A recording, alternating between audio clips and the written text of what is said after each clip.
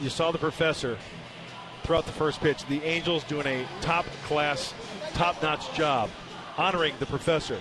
Being inducted to the Baseball Hall of Fame, Broadcaster's Wing, the Ford C. Frick Award winner, Dick Enberg fires that's a high strike, but it's a good strike on the fly at Houston Street, the former closer for the Padres, doing the honors of catching the pitch from Mr. Dick Enberg. A job well done by the professor, a job well done by the Angels. So the Padres going after the Angels in Game 2 after dropping 4-3 last night. Albert Pujols RBI single to take Game 1.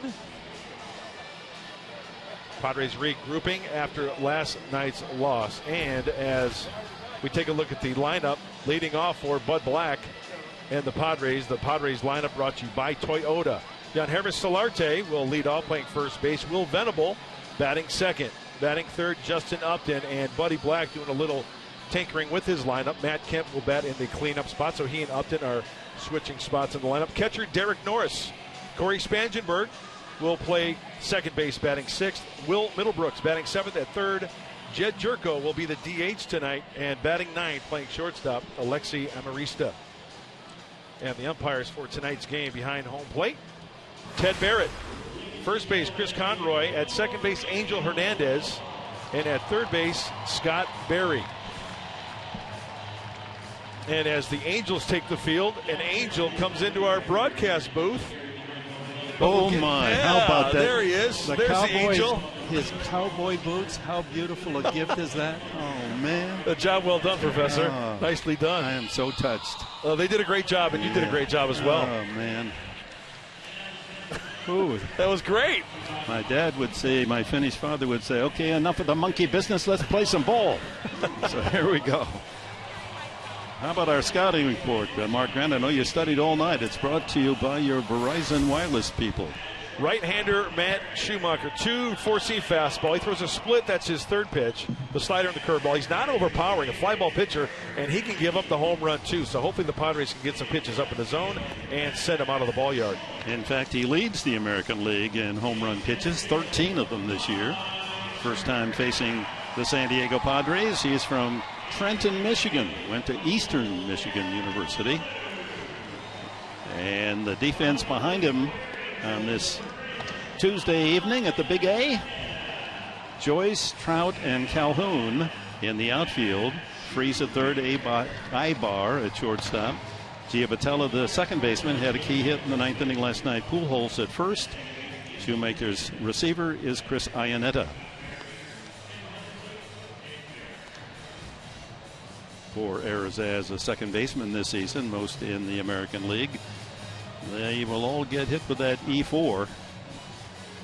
Be honest with me, Professor. How's the old soup bone? Oh, man, How's the I'm arm? so embarrassed. You know, Why? The one thing I could do as a kid, I could throw the ball.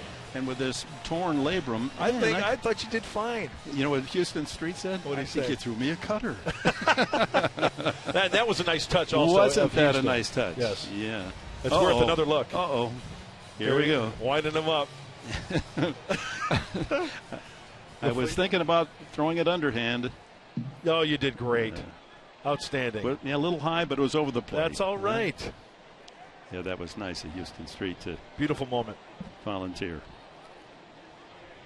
How privileged a life I've had. My goodness.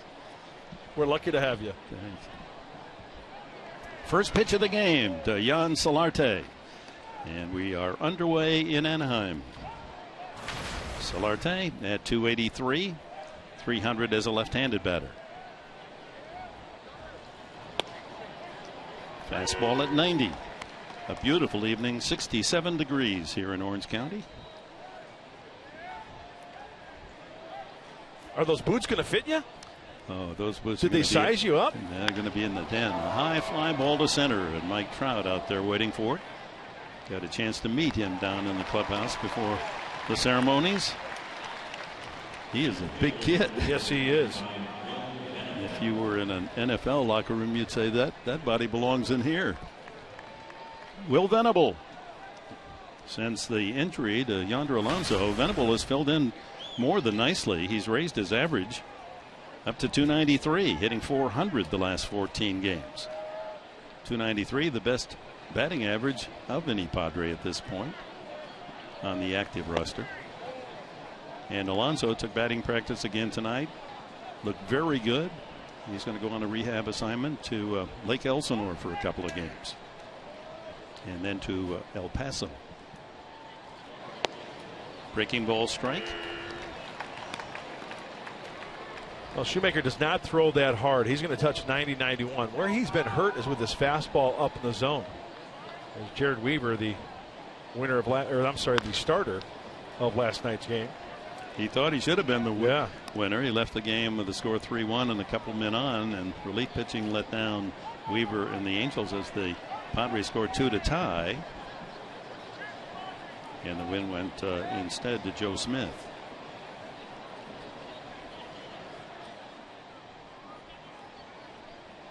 One and two. Up high. Venable, and then Justin Upton, as manager Bud Black has shifted his interior lineup a bit, moving Kemp to clean up and Upton to hit third. And the count runs out. And that is just to try to awaken the bat of Matt Kemp. Maybe just hitting in a different spot in the order will help.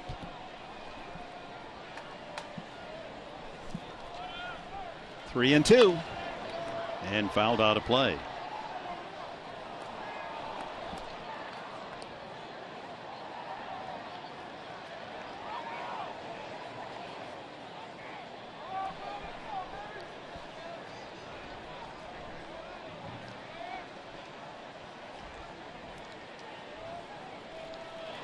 Up the middle, off the foot is Shoemaker. Venable hustling. The throw is away, and Venable keeps right on going. He can make it to third. He takes the peak turn at second base. Calhoun's throw won't be in time. Venable winds up at third base, and the Padres have a chance to strike early. I believe they're going to call that a hit and a two-base error, and that is correct. Right off the foot of Shoemaker, no pun intended. Shoemaker gets it off the shoe, and Will Venable is the maker of a single and a two-base error. That's a good way to start it off. Get on the board early. No one in baseball with a prettier gallop than Will Venable. He has such a beautiful stride. So, one out man at third. That'll bring up Justin Upton, the Padres' leading home run and RBI producer. Trainer out to make sure that Shoemaker's okay. Tried to block that comebacker with his foot. Well, sometimes that a pitcher will get a ball off the foot right there, and sometimes it'll catch the heel. And those shoes that they're wearing, you know, on the back end, there's enough material in there to where it's really not going to hurt you that much. And you can tell, you know, it got him pretty good.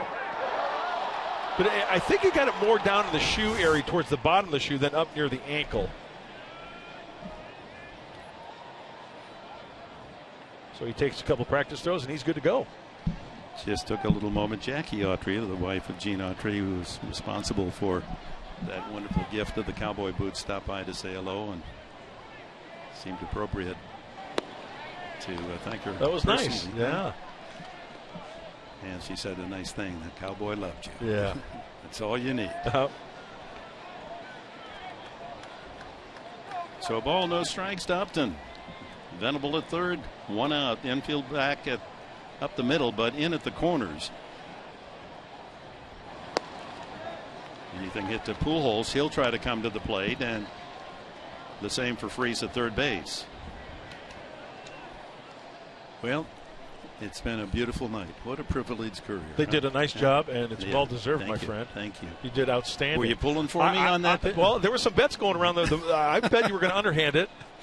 But I think Max Michalak, our producer tonight, won, and he said that you were going to throw it overhand and throw a strike. It was a strike, but it was a little high. A little high, but, you know, with Kareem Jabbar at the plate, that's a strike right at the letters. Exactly. So 3-0. Upton probably a green light if he likes this pitch. On the outside corner. Just did nibble the outside edge, according to Ted Barrett, the crew chief. That ball's off the plate.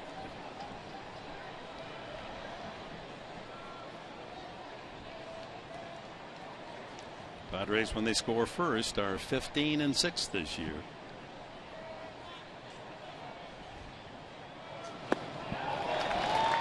Boy, I tell you what, Shoemaker's really doing a fine job of keeping the ball down.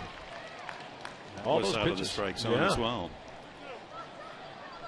3-1 pitch going down on the zone, a little wrinkle in it to make it 3-2.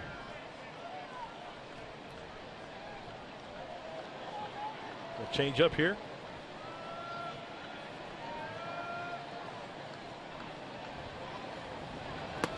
Got him swinging. 3 pitches from 3-0.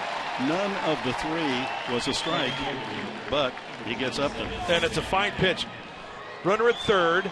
You've got first base and second base open. You're not going to throw him a fastball to try to drive it in. Shoemaker pulls the string on the changeup. It's exactly where he wanted it. Matt Kemp hitting .251. First time this season hitting from the cleanup slot. Those RBIs have been few and far between the last month. Here's a chance with 2 away.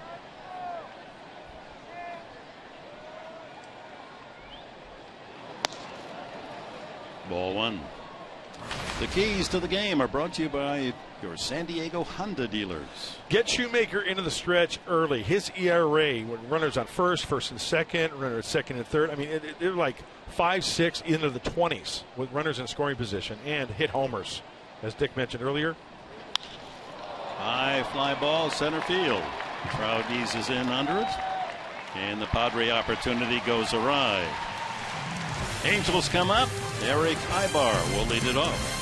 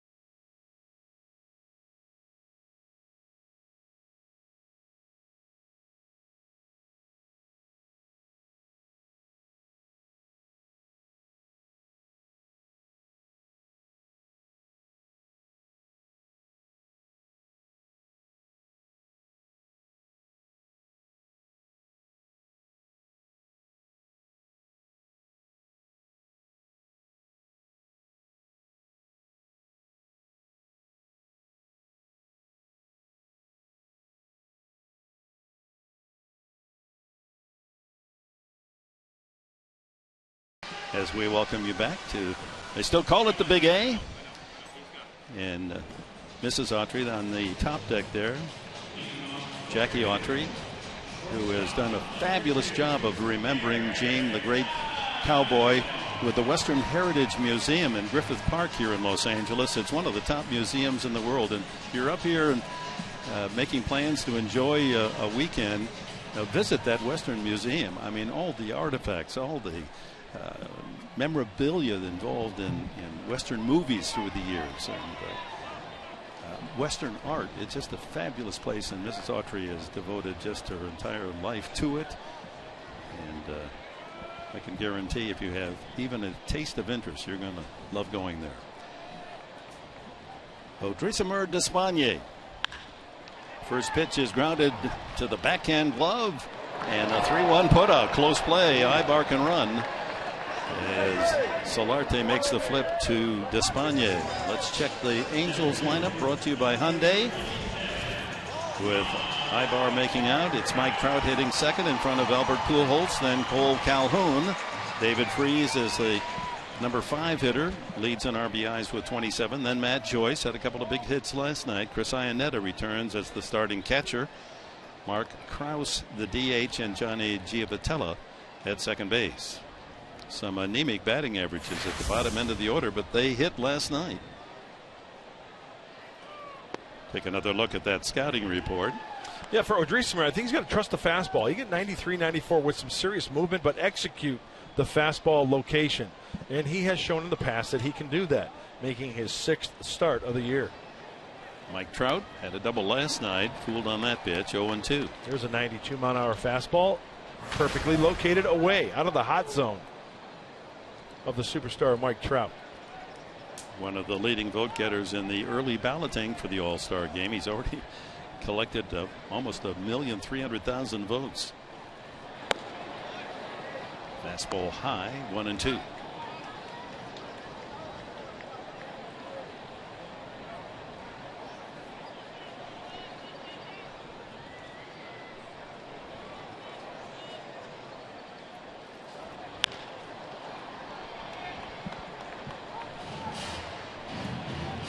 Trout leads in runs scored, hits, doubles,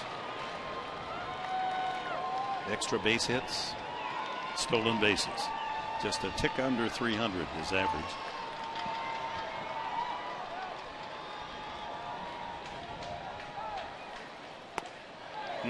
Pretty good pitch.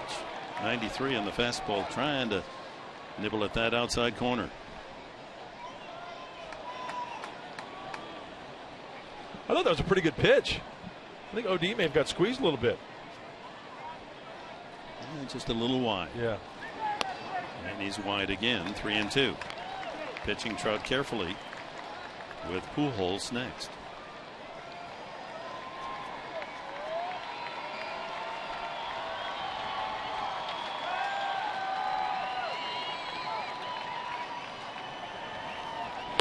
Got him. 93 and threw it right through the swing of Mike Trout. First strikeout for Despaigne, and that allows us to introduce the Padres defense, brought to you by your San Diego County Ford dealers.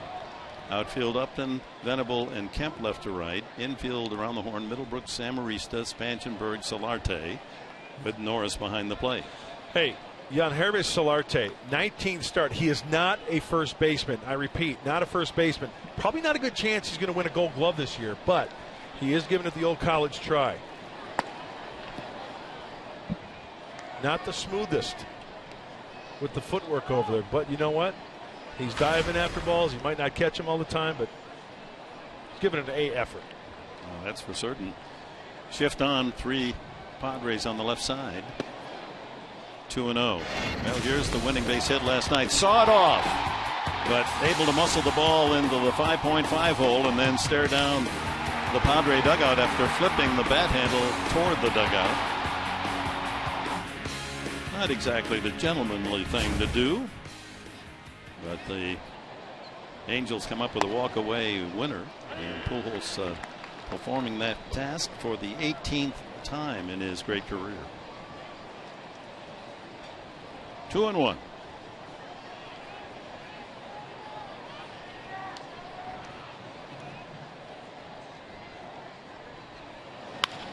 Off the hands through the open right side of the infield. Didn't hit it hard, but when you got 3 fielders on the other side of the diamond, lots of real estate, and Pujols has the first Angel hit. Just fought this one off. Does Despaigne want to throw it inside? Looked like he wanted it away and down, but you can see the glove of Derek Norris up and in. And he just fights it off. That brings up the cleanup hitter, right fielder Cole Calhoun. Solid average at .288. He could have drove a few Mack trucks through that right side of the infield. Such a big hole on that right side. A modest shift on for Calhoun. Amarista almost directly behind the bag at second base. In fact, he is.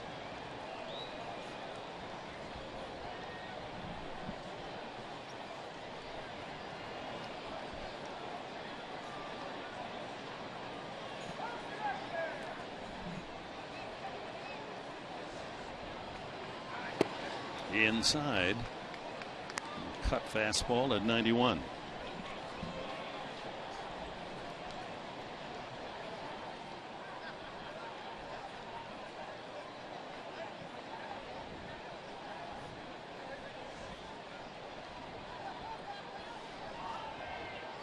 Change up.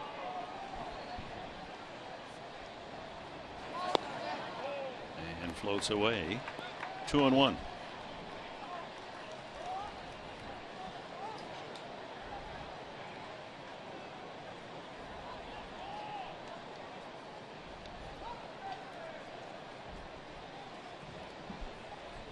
Well, the outfield playing a little bit to go the other way, and well, on the deep side as well for Calhoun.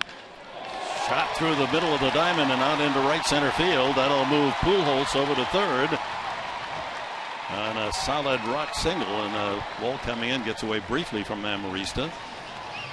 Runners at the corners with 2 outs here in the first. Calhoun beats the shift somewhat also, pulling that ball. It was a high fastball out of the hand, and Calhoun, you can see him really get on top of it and beating that shift on the right side. Now the former Arizona State Sun Devil with his first hit tonight. Runners at first and third for David Freese. 8 home runs, 27 runs batted in to lead the club.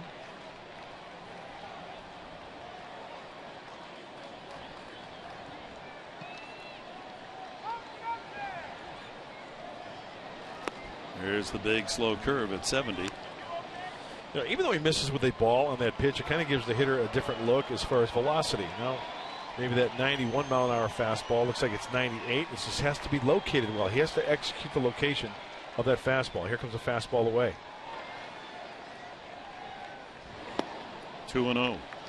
Well, Jared Weaver last night, no fastballs up to 90 miles an hour. They were all in the mid 80s basically, and his curveballs rarely got up to 80 miles an hour. Got the job done. He threw that curveball consistently over the plate.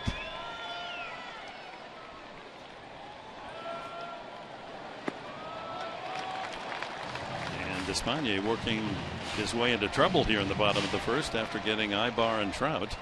Pujols and Calhoun with singles, and he's fallen behind Freese 3-0. He may get the green light here.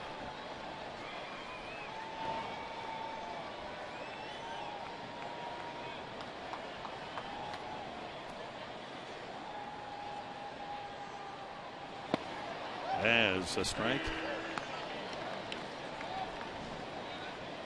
Let's check out what he has in the toolbox tonight. The fastball, heavy, 88%. Got a little run to it, a little two-seamer. We've seen 92, 93. The changeup coming up at second. And coming in at show is the breaky ball at 6%.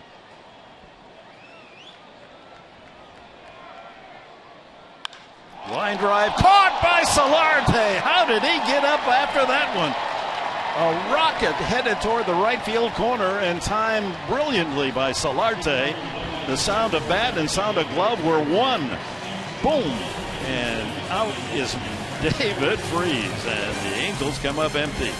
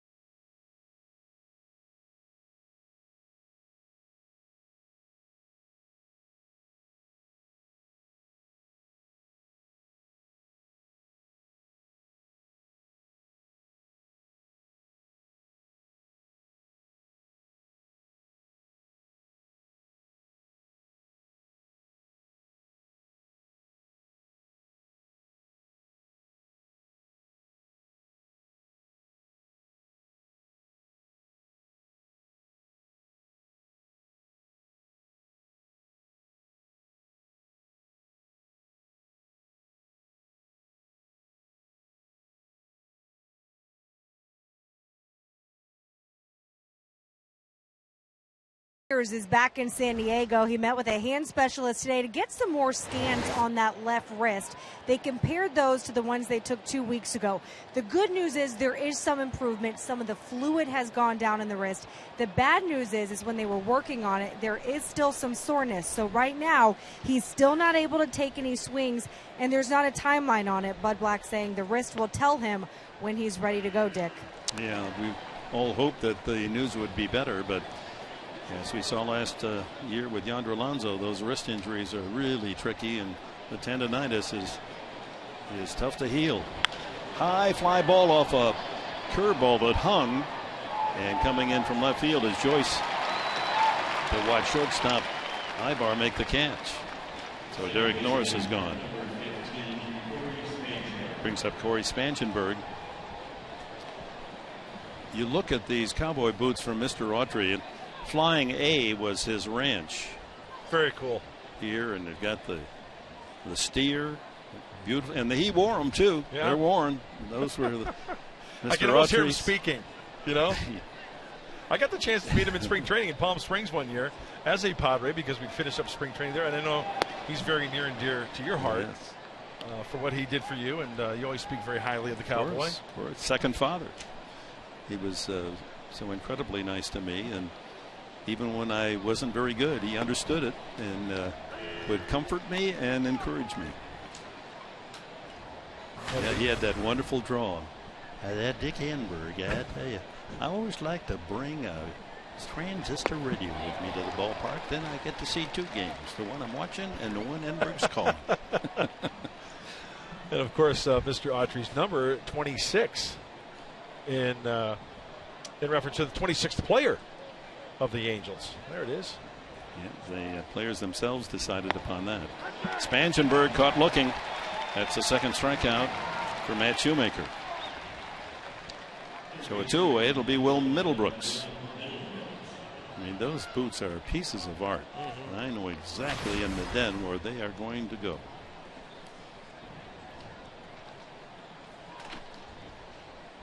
Nice too that the ball, that ceremonial ball that I threw up there, Houston Street signed it. Very nice. So that'll be a nice keepsake as well. Middlebrooks, last 11 games, hitting .310, a couple of home runs.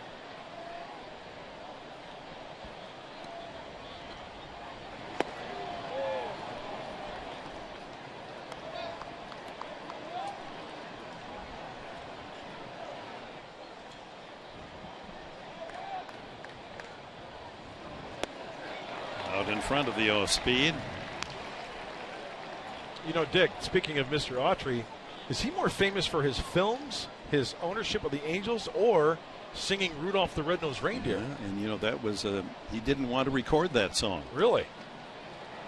And his wife at that time said, no, this is a cute little song, you should do this. And of all the residuals that he earned, and there were many of them, Rudolph the Red-Nosed Reindeer produced more money than any of them. Wow.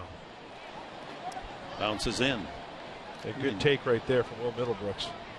You know, at one time, the Golden West Radio and Television Network, he had stations in Seattle, Portland, San Francisco, Los Angeles, Phoenix, and Tucson. He owned the Fairmont Hotel in San Francisco. Wow.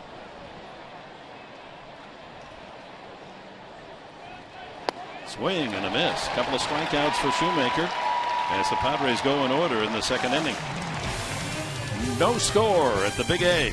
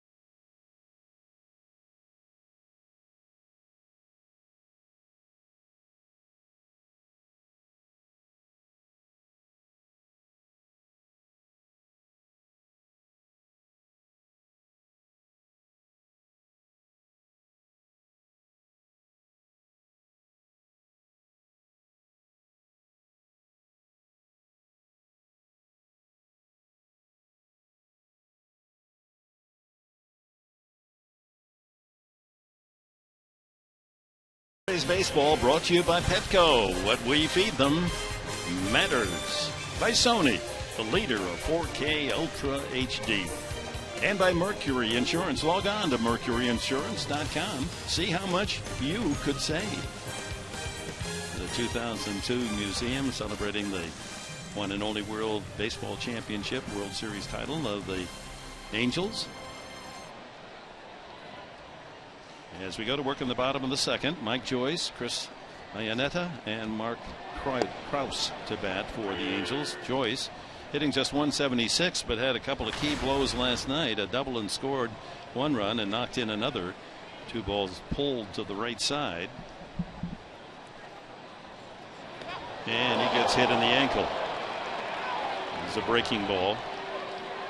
Still doesn't feel very good. So hit by a pitch, the leadoff man is aboard. Well, you're absolutely right. That's not the way you want to start an inning. Out of the hand. Little cutter, slider, way off. The knee, not the ankle, yeah.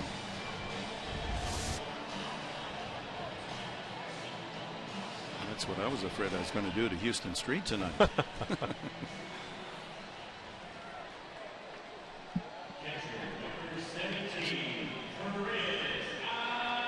So Iannetta steps up.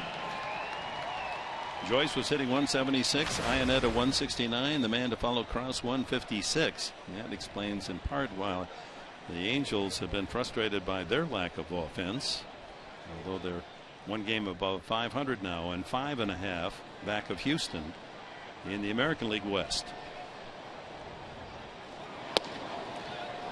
You know, you look at the lineup 5 through 9 for these Angels. These are part of the lineup that Odrisamer Despaigne should be able to take care of.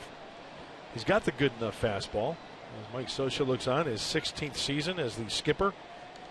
98 wins. That doesn't guarantee you going deep into the playoffs. He had the best record of any team last year. Most in the majors, 98 wins, but they ran into a team that was hot called the Kansas City Royals. Were they ever? Smoking.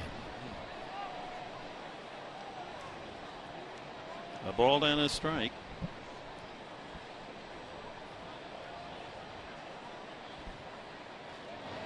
Breaking ball in there.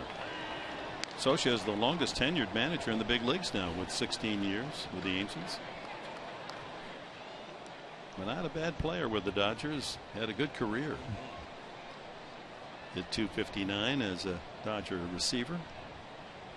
1 year with the Padres, 93. Sidearms it wide, 2-2.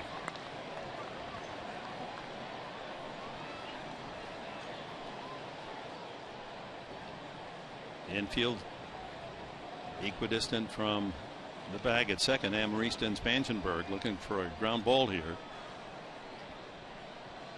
Iannetta, a good double play candidate. He's grounded into 2 this year. Had to back up Middlebrooks. There's one. The long throw across is in time. Oh, when Middlebrooks backed off, you didn't think they could turn to. Spangenberg with a terrific turn at second base and fired a strike onto Solarte around the horn DP. When Middlebrooks did that, backed up, I thought there's no way that they're going to turn 2.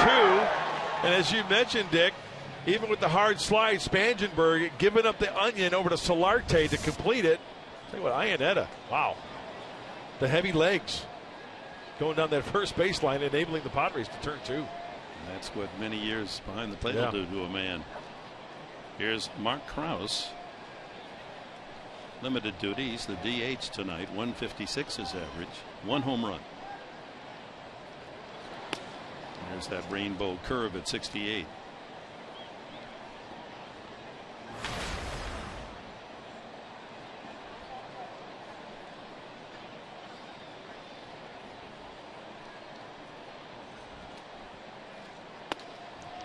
That's a strike at 91.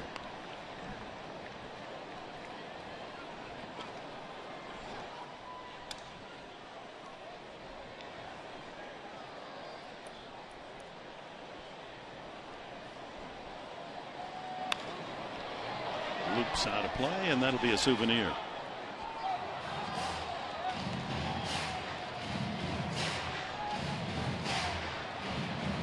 take a look at that last pitch. This is what I mean by executing the fastball. See the glove of Norris?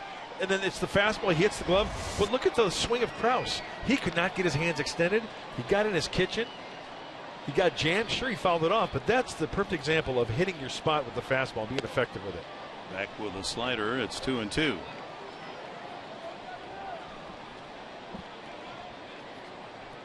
Krause is 27 years of age. He was a non-roster invitee to spring training and making the roster. They like his power, or the potential power. Pops it up left side. Middlebrooks fading into shallow left to make the catch on the run. After 2 at the Big A. No score.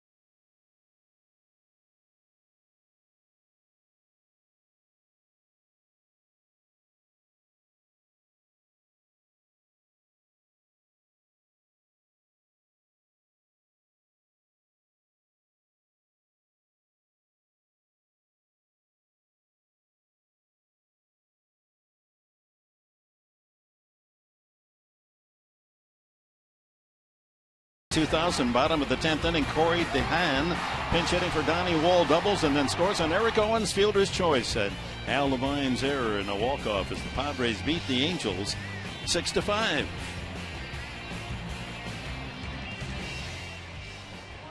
Bud Black looking across the diamond at the third base dugout where Mike Scioscia guided these Angels to the 2002 World Series title, beating the Giants, and Bud Black, of course, was the pitching coach. Jed Jerko, then Alexi Amarista, Jan Solarte for the Padres in the third.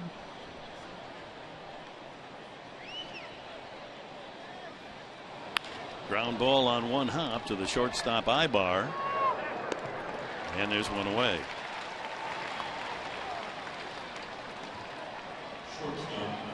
It was interesting down in the Angel dugout as the players came up to shake my hand, and I got to meet several of them.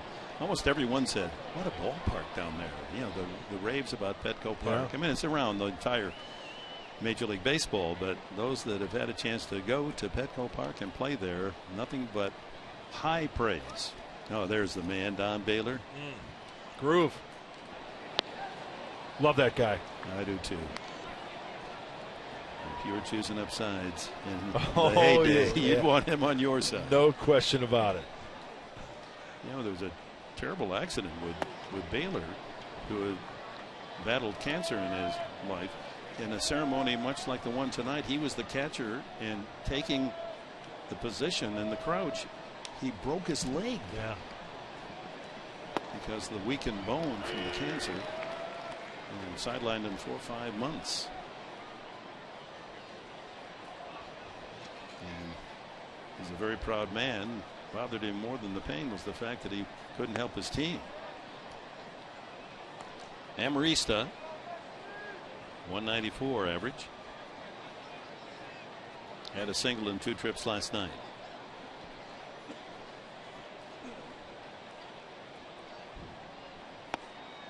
Fastball at 91 in there. Full count. Artie Moreno, the owner of the Angels, with the crowd from day one. Remember, one of his first statements was how to play. The beer is too expensive here. We're going to do something about that. Now that's how you make fans. Yeah, he's a good man. Good ownership here in Anaheim. Took over here 12 years ago. My goodness. 2003.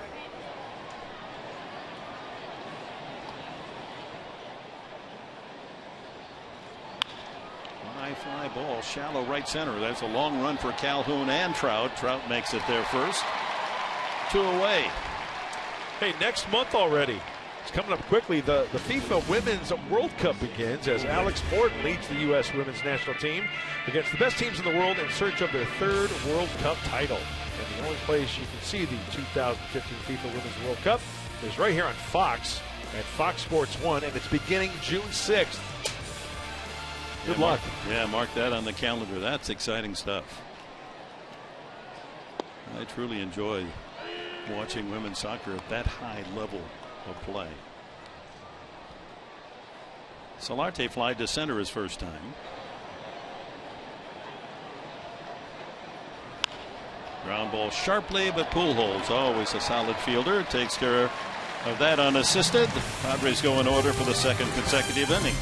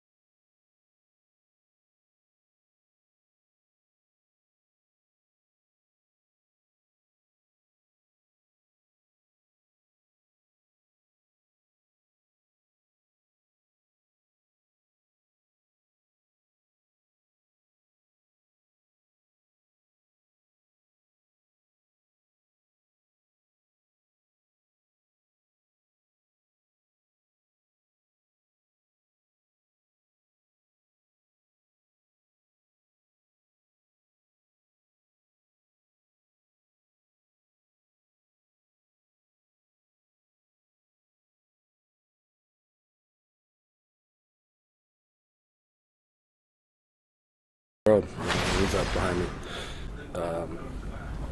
Even if I lead, even if not, it's not the 9th inning. Getting on base and him driving in. He's been there, done that, and he's a machine. So he's gonna come through for sure. You got arguably the best player in the game and a future Hall of Famer. So pick your poison is a good term, and it didn't work out for us. I don't think any baseball mind would argue with what Bud Black did. You've got to walk him, if no other reason, just to set up a play at every base. So you got to force at the plate. Absolutely. Angels in the last of the 3rd. Giavotella, the number 9 hitter, leads off. 1-1. Then it's Ibar and Trout.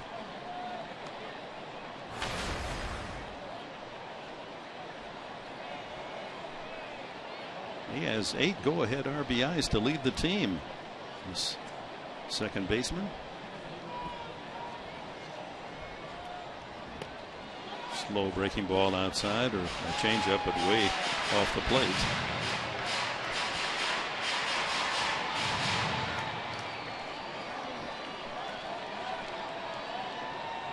I'll see what Derek Norris puts down for Adrisamir. Fastball away.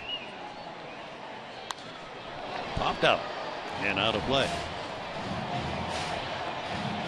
So you've been to Dodger Stadium, the 3rd oldest stadium behind Fenway and Wrigley. And this is the 4th oldest stadium now, built in 1966. Yeah, they've done a fine job making this into a beautiful baseball facility. I love coming here. Great atmosphere, close to the action. Inside, strike 3 on the inside corner. And Despaigne has his second strikeout. Execution of the fastball. He tried to go down and away, and now he buries it inside. And Giovitella back to the dugout. Kind of gave himself away. He backed off after the ball was clearly in the glove of Derek Norris. So here's Ibar, routed to first baseman Solarde, first time. And he got a call, but you know what that is? It's a big league hang with him. It's been like that both ways early on tonight. Where do you where in your closet do you put those? Where do you hang those big league? It's the first thing you see when you walk in the closet. Oh, that's right. It's a big league hang with him. Is it a coat? Is it a suit? It could be anything. That's the beauty of it. 1-1.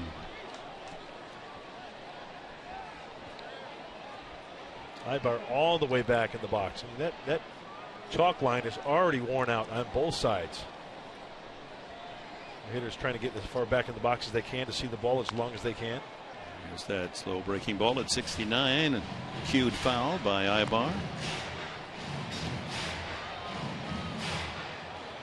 Reminder, tomorrow night, the final game of the 3-game series, 6:30 our TV time here on Fox Sports San Diego. Andrew Kastner against Garrett Richards.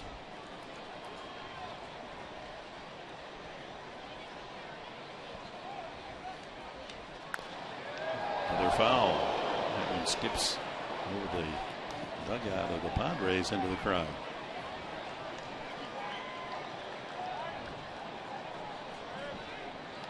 Another footnote on Gene Autry and what a huge star he was. I mean, he was big in the radio days, had his own radio show, then television. Ground ball up the middle. That's going to squirt on into center field by the diving Spangenberg. Now Ibar aboard. That's the 3rd Angel hit. And Mike Trout comes up. When we talk about hot zones for certain hitters, and look at where Mike Trout likes to, right middle in, right down the middle, 444. He likes it down over the middle of the plate as well. And where do you think? Right down and away. Fastball's down and away. And he has some holes up top as well. That's pretty good at 286 high and away. And we take a look at the spot of the pitches, and pitch number 7 extended outer half. You see what Despaigne is trying to do, keep it down, away, and he can go up the ladder as well. On number 3, he'll fish with 2 strikes on that fastball up.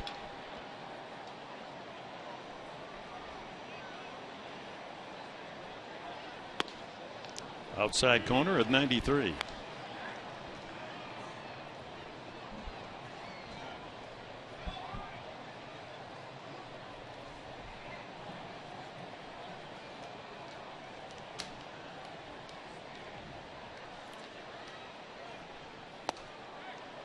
One ball and 1 strike. Other NL West action. Atlanta at Dodger Stadium. No score early there. 3rd inning. St. Louis is leading Arizona 6-4. 8th inning. Ooh, almost threw it away. I'm not laughing. I just have to laugh at Solarte because he's diving all over the place and getting dirty over there. Does he save this from going?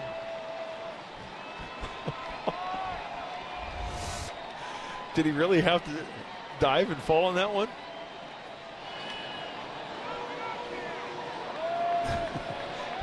He maintains the tag. Cincinnati defeated Colorado tonight 2-1. So the Reds have finally snapped their losing streak. 9 in a row.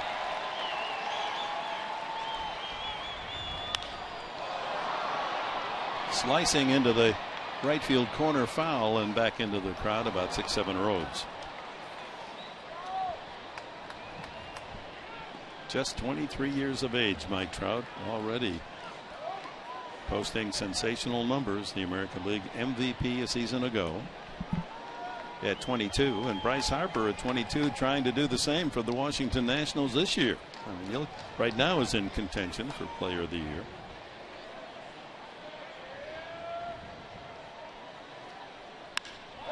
Hit well to center field. Venable going back, and makes the catch. Here comes the relay back to first base, but not in time to double up. Ibar. Will Venable steals a home run from Mike Trout. Turnabout fair play. Trout has done that so many times to opposing hitters, gets a taste of his own medicine.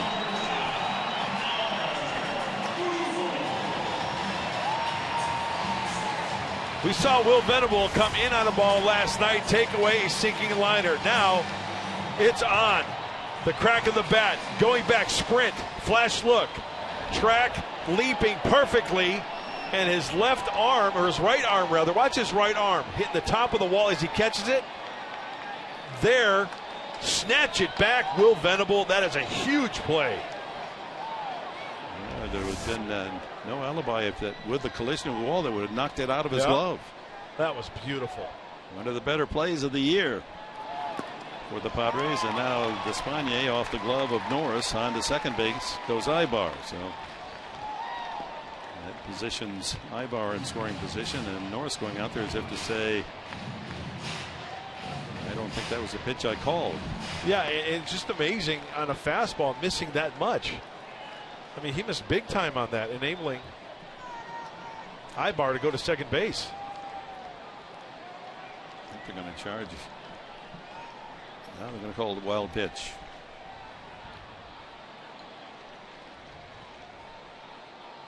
Pujols takes a strike. 1-1. Singled through the right side the first time with a man at second base. The shift is not employed. He hit his 18th last night, so you can update that by 1. David Ortiz with 19. Big slow curveball, and Pujols couldn't wait. Now's the perfect opportunity to buzz with a fastball. Like Trout, Pujols will chase up a little bit as well. Let's see what he does here. He goes back to wiggle 1-3. Chop to third. Middlebrooks there to glove it and throw him out. So we've completed 3 innings here at Anaheim Stadium, Angel Stadium now. The Padres and the Angels are scoreless.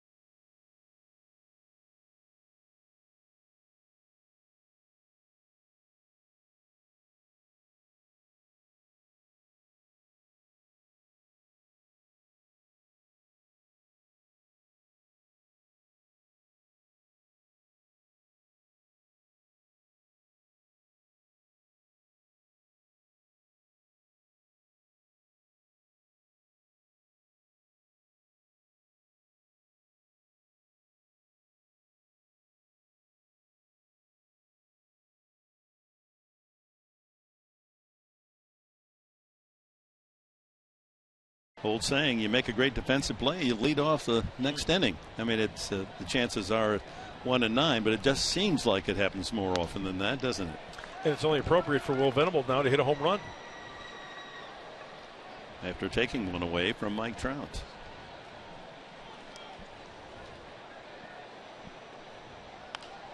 Ooh, had a good cut.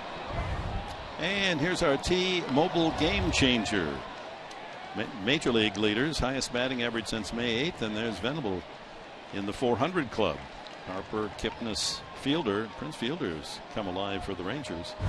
Josh Harrison, we're going to see him Thursday night with the Pirates in town. Thursday, Friday, Saturday, Sunday, and there's some different times on the weekend. We'll give those to you. Have a moment. It's not the usual 7:10, 7:10, and then Saturday 5:30, Sunday 1 o'clock. Line drive right to the second baseman. Well struck. But it finds a glove. So the times are 6:30 Thursday night and Friday night, but Saturday will also be a 6:30. This is our TV time, 6:30. So 7:10 games Thursday, Friday, and Saturday, and not a matinee on Sunday, a 5:30 game on Sunday because of the rock and roll marathon. So you're running in that, right? No, I'm thinking about it. Yeah, as soon as I get that operation. Justin Upton. Oh, he had his pitch. How come when I threw that pitch, I was always reaching for a new one? Guys hit it 800 miles. For the love of Pete. I hope during the course of this year that Pete guy comes around and introduces himself, because you have great affection He's tough for to him, get in touch obviously. with. Yeah, but I'll let you know when I see him. okay. Once again, I said Shoemaker earlier does not throw that hard, so he's got to be really careful that fastball. He's been getting hurt this year being wild in the zone. He does not walk a lot of batters. So that means when he gets hurt, it's down the middle. Chopped to third off the glove. It's a fair ball. Freese couldn't come up with it cleanly. They scramble after it, and between Ibar and Freese, they're able to get the ball over to second baseman Giavotella and keep Upton at first base. A hit for Upton, the Padres' second of the night. Hot smash, 1-2 hop, and David Freese, doesn't have the range that he once used to have there at third base. A lot of overspin on that ball over the bag. Brings up Matt Kemp, flying out to center. Padres had their best chance in the first inning. An infield hit by Venable back to the mound, and Shoemaker threw it away down the right field line, and Venable raced all the way to third with one out. Upton then struck out, and Kemp flied out.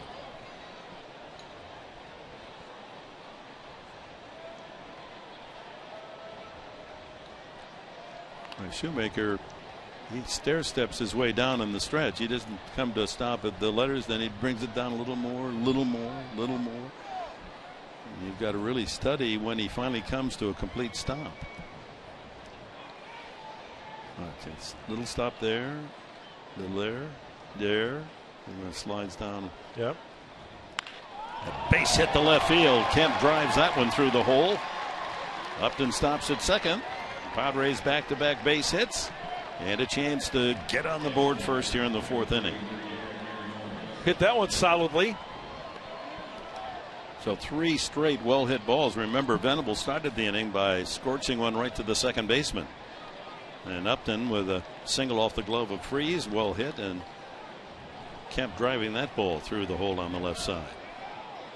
Norris popped to short his first time. And batting first, second, third, fourth, ninth, eighth, sixth, that's a pitch that a guy's got to crush. And that's exactly what Matt Kemp did on that one.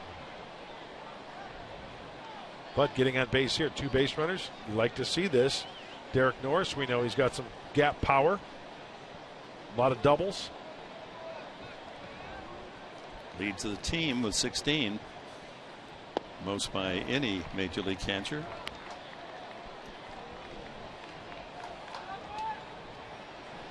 They give him both lines. They squeeze the corner outfielders toward left center, right center.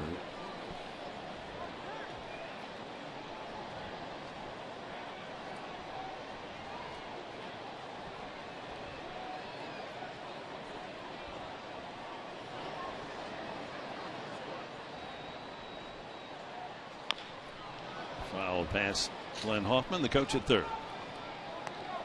There are the numbers and rankings among catchers. First in RBIs, second in total hits, second in runs and slugging percentage, tied for first throwing out runners with 14, and third most innings caught. And there's a category that's missing on there for bruises. He's first in that category as well.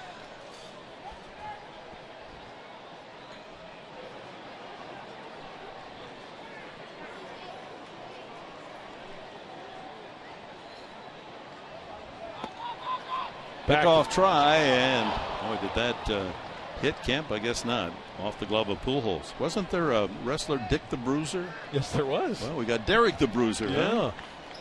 Well, not a bad nickname. He's a tough one. I always say that you never go to a fine restaurant where the maître d's name is Bruiser.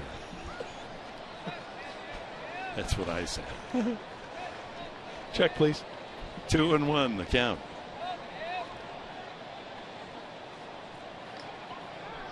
Upton and Kemp aboard here in the fourth with one out. 2-2. Looked like a changeup. Some type of off-speed pitch from Shoemaker.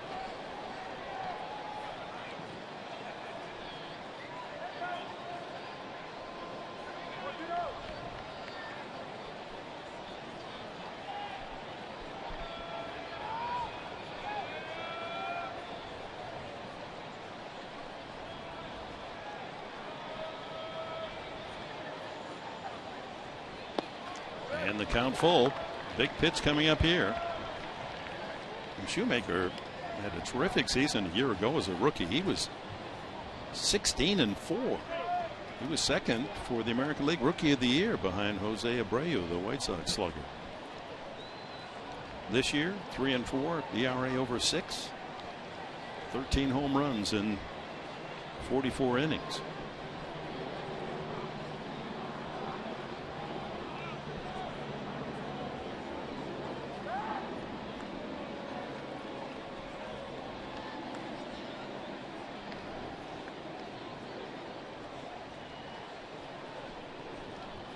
I think you hold the runners here. Just a hunch.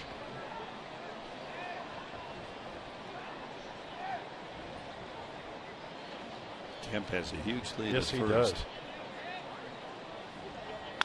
Line drive, foul. He got all of that one, but out in front. It's a little bit too quick. I think he snapped the shillelagh on that one. Reaching for a new one.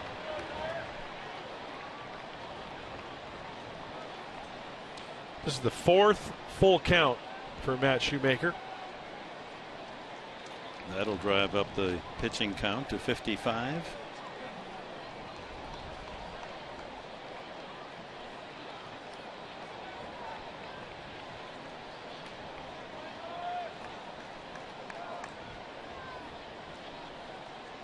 Shoemaker very deliberate here with 2 on, 1 out.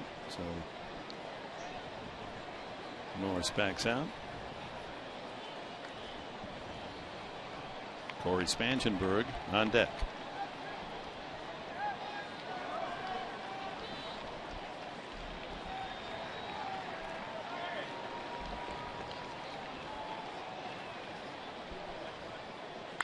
Line, is this one going to stay fair? No, just foul right at the pole. Yeah, he's gradually moving toward fair territory. It was about 10 feet foul. And a little visit from Iannetta and Ibar. Just want to get the sign straight. Maybe Ibar was crossed up on that, because what the shortstop will do, they will relay to the second baseman whether it's a fastball or a breaky ball, so they can maybe cheat accordingly. American League leaders, we indicated earlier, Shoemaker ahead of that undesirable list for a pitcher. 13, Dickey with 11, and Sanchez and Hughes on the board as well.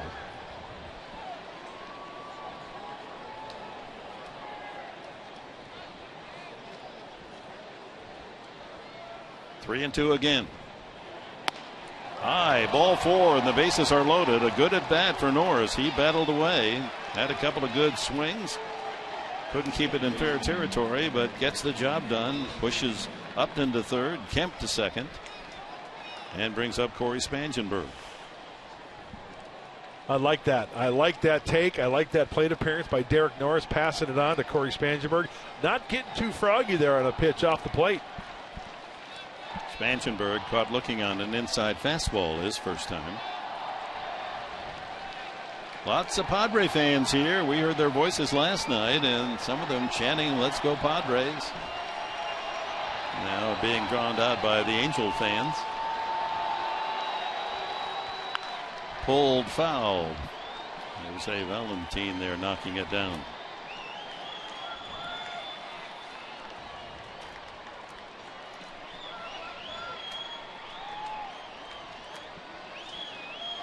Outfield playing to go the other way just a little bit for Spangenberg.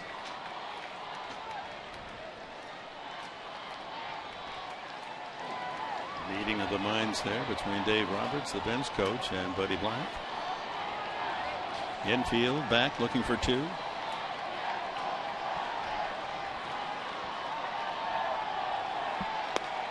Low and away.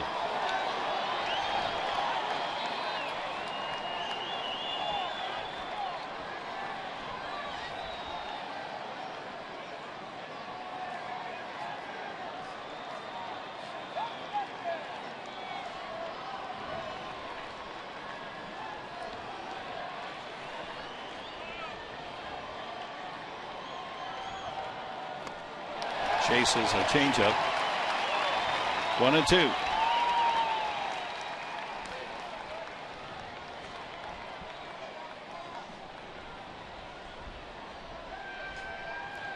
Will Middlebrooks would be next.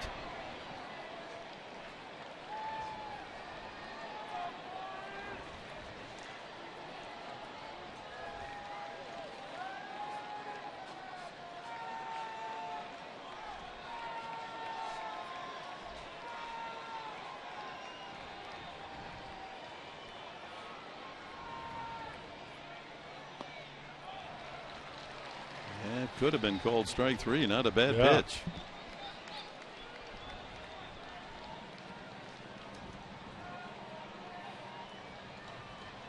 Two and two to Spangenberg with the bases full of Padres here in the fourth. One out.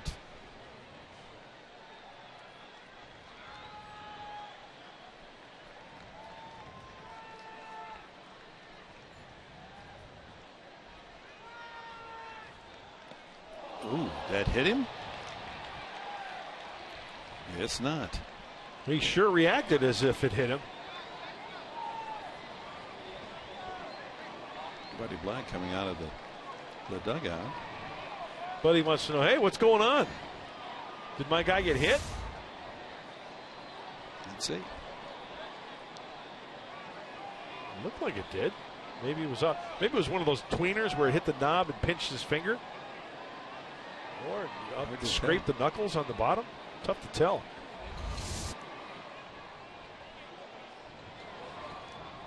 Crew chief Ted Barrett making the call. That's a foul ball.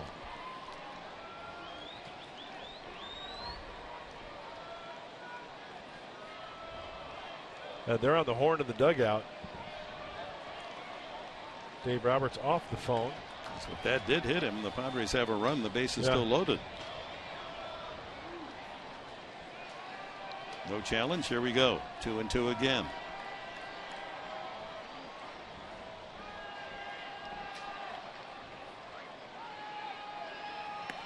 Struck him out again.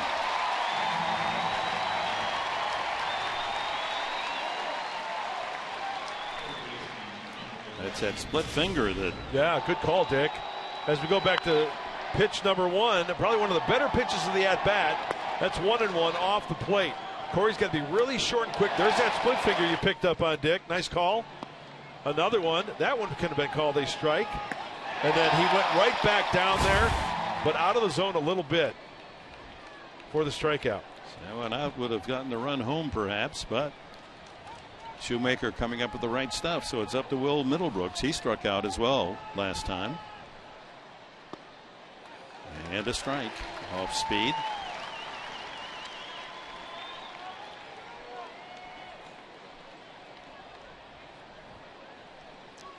Well, he struggled this year. Matt Shoemaker with 16 wins as a rookie last year. That was a Angel all-time record for a rookie.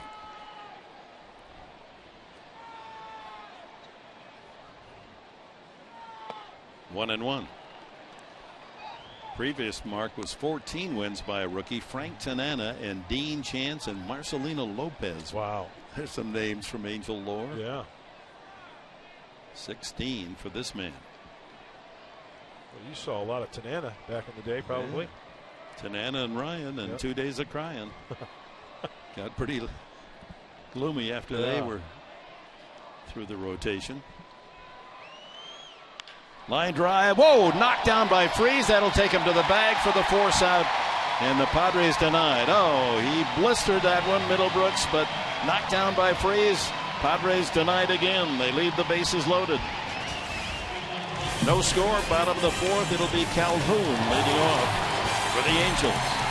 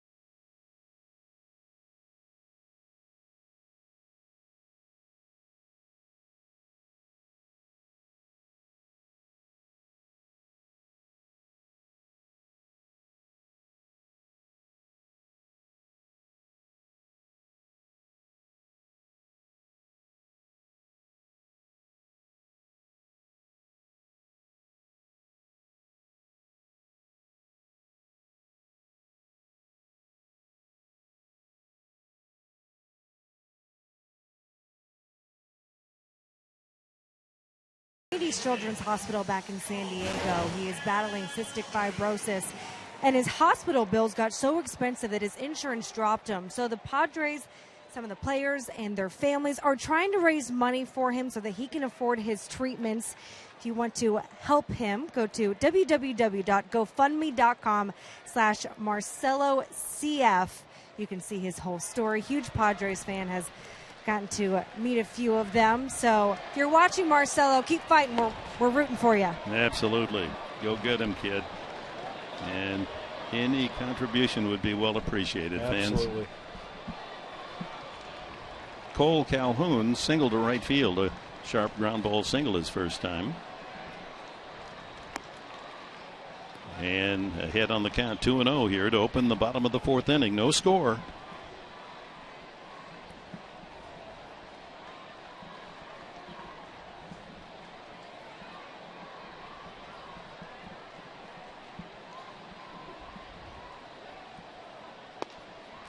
Despaigne hits that outside corner.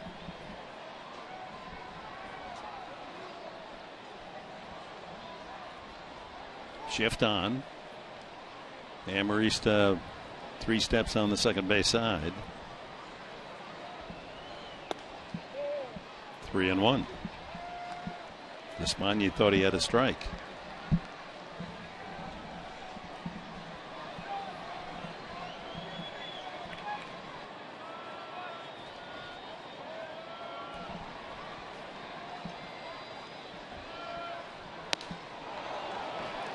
Out of the strike zone, but Calhoun couldn't lay off. It's 3-2.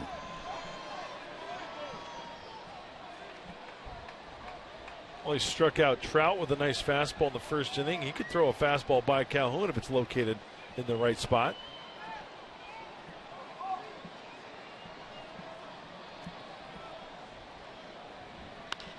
To left field, slicing away from Upton. He's there at the line to make the catch. Nice visitor in the booth, the owner of the Angels, Artie Moreno, coming by to say hello, and his lovely wife, Bobby Herbeck, always on the scene behind them. Very nice man. Yeah. Mr. Moreno and his wife, super people. Yeah, I've learned something. They live down near me in La Jolla. I'm going to run into them at Vaughn's Market one day. David Freese, he hit that line drive, a shot toward the right field corner, interrupted by the glove of Jan Solarte, who made a leaping catch. And a couple of terrific defensive plays tonight by the Padres. 1-1. Venable taking a home run away from Trout, and Solarte's play on David Freese.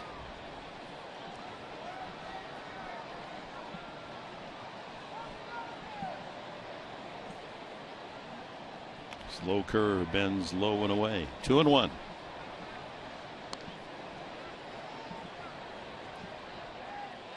So Cincinnati beat Colorado 2-1. The Giants were winners in Milwaukee 6-3. St. Louis beat Arizona 6-4. Outside, and the Dodgers have jumped in front of Atlanta 4-0 in the fourth.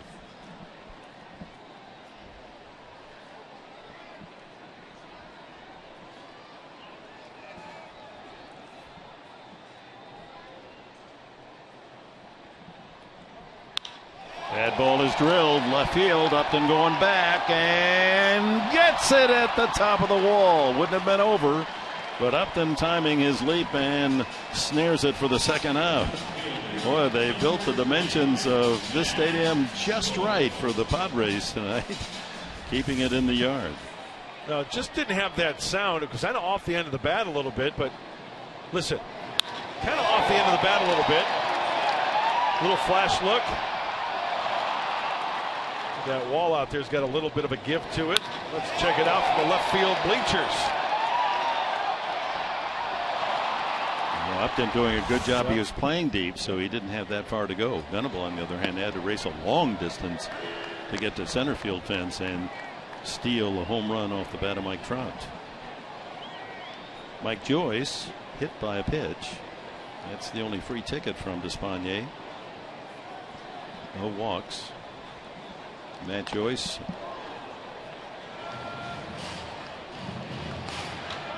hit in the knee by a pitch his first time up.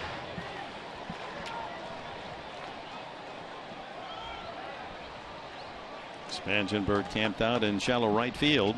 Shift on.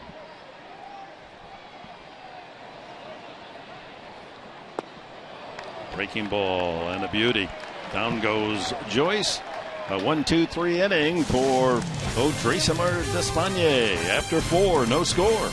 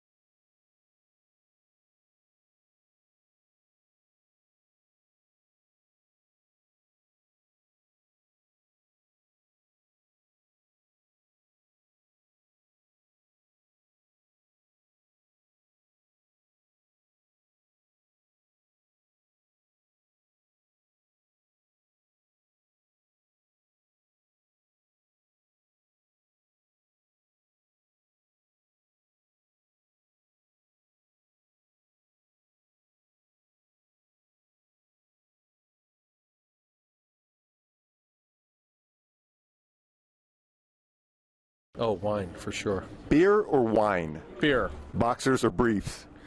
Oh, I get them as big as I can. Boxers. Boxers. All right, this is the most important question. Who's the better athlete, the catcher or the pitcher? The pitcher. By far? By far. You know that. The catchers are the only thing that keeps a pitcher out there organized. The pitcher's like that horse that'll run wild. You need that jockey, and that's that catcher. Thanks, so I appreciate it. All right. Yeah, thanks to Mark Gubas, Fox announcer here, Fox West with the Angels. Old pals, Buddy and Socia. That's good stuff. Jerko, first ball hunting, sends a high fly ball to right field. Calhoun. Well, with the out. Mike Socia talked about the catcher being the jockey riding that horse, and it's only appropriate that the former Heinz snatcher gets up on that horse. He's in control, he's saying, of those pitchers. He's big enough the horse should get a ride as well. That guy, back when the old rules, when the catcher could block home plate, that guy was a wall. And some serious rebar in that wall as well. Yeah, you didn't get in there. He just blocked the plate, and it was like running into a brick wall. Of course, we know that pitchers are the better of the two athletes. Is that right? Yeah, it's a known fact. Amarista flying to center his first time.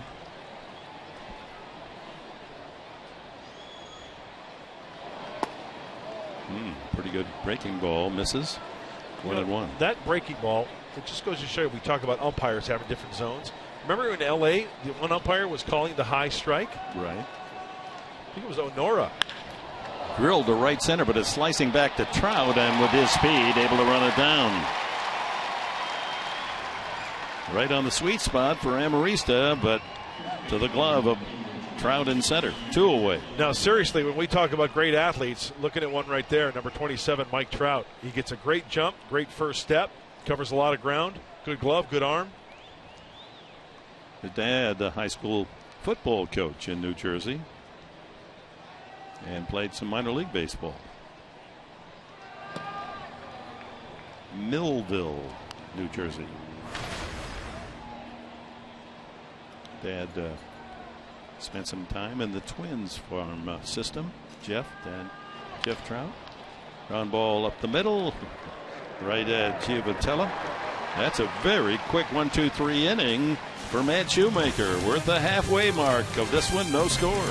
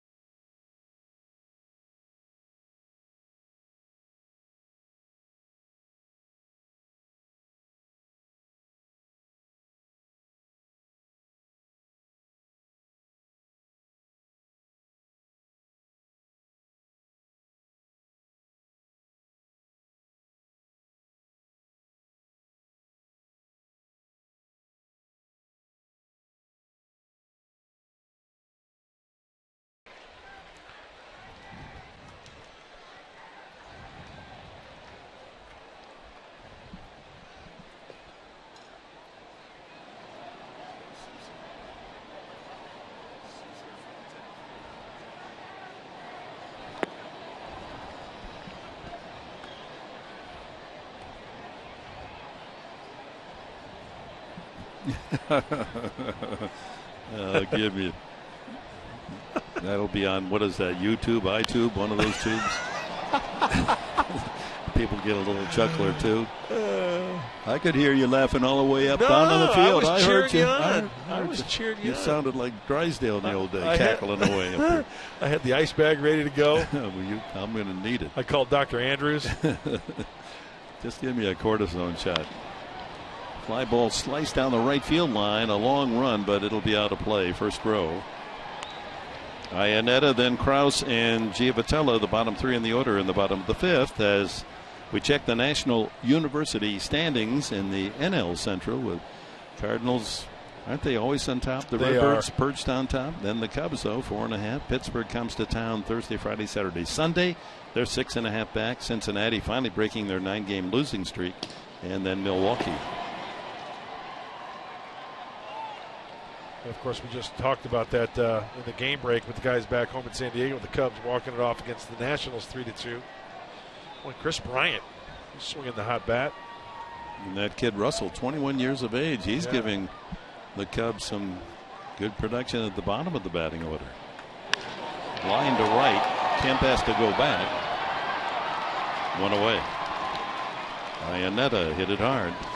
Well, word has it that home run that Chris Bryant hit in Chicago, you know, he christened the new bleachers with that home run when they first opened it up. Well, he put a dent in that new video board they've got out in deep left center field as well. He did? So, yes. Oh, my.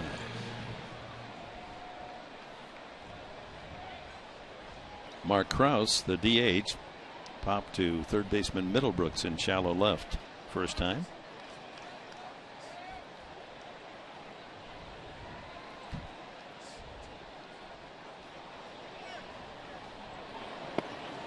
There's a spinner in there for a strike.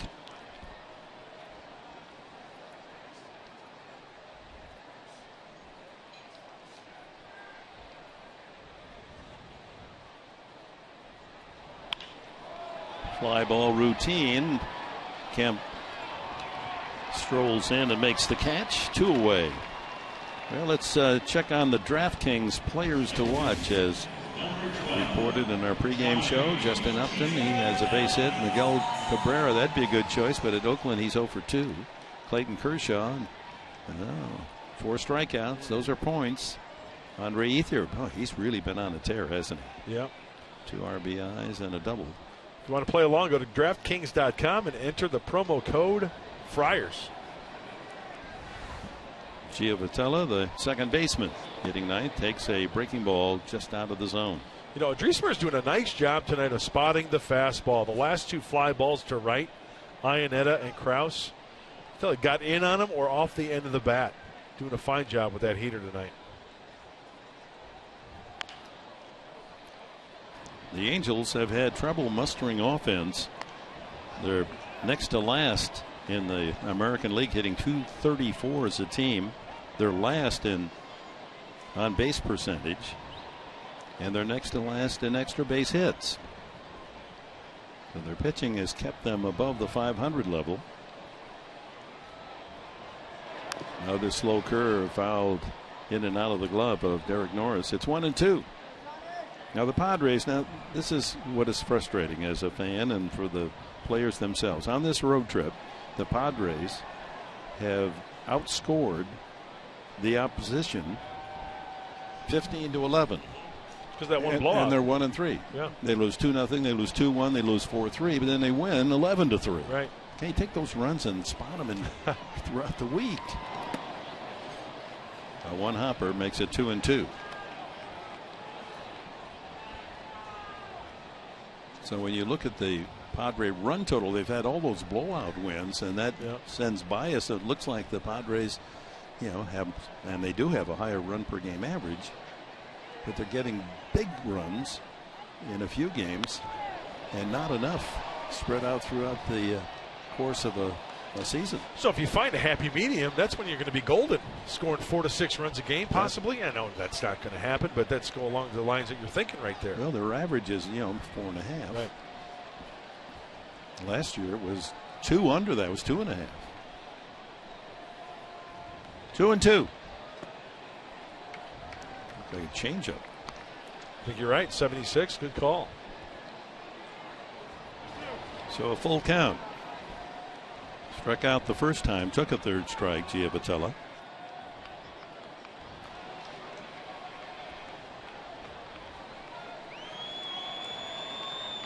Fastball away. And line sharply to left field. So a 2-out single. Giavotella, that's the 4th Angel hit. All singles. Well, it looks like Odrisamer tried to get a little tricky there at 3-2 and dropped the arm angle, and it kind of flattened out a little bit. It leaked in at middle end. He wanted it down and away, and a nice looking swing, generating a lot of power up to the sweet spot of that bat of Giavotella. He was looking fastball, and he got it. Leadoff hitter Ibar grounded to the first baseman and singled, a ground single to center field.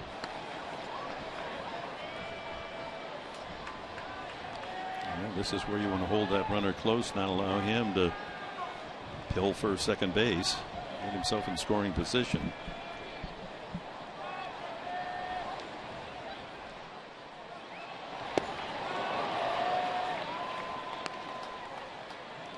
Giavotella has 1 steal.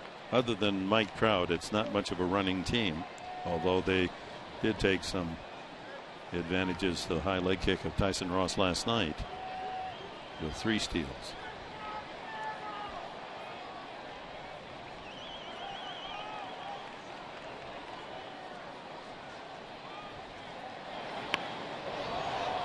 Interesting ploy with 2 outs.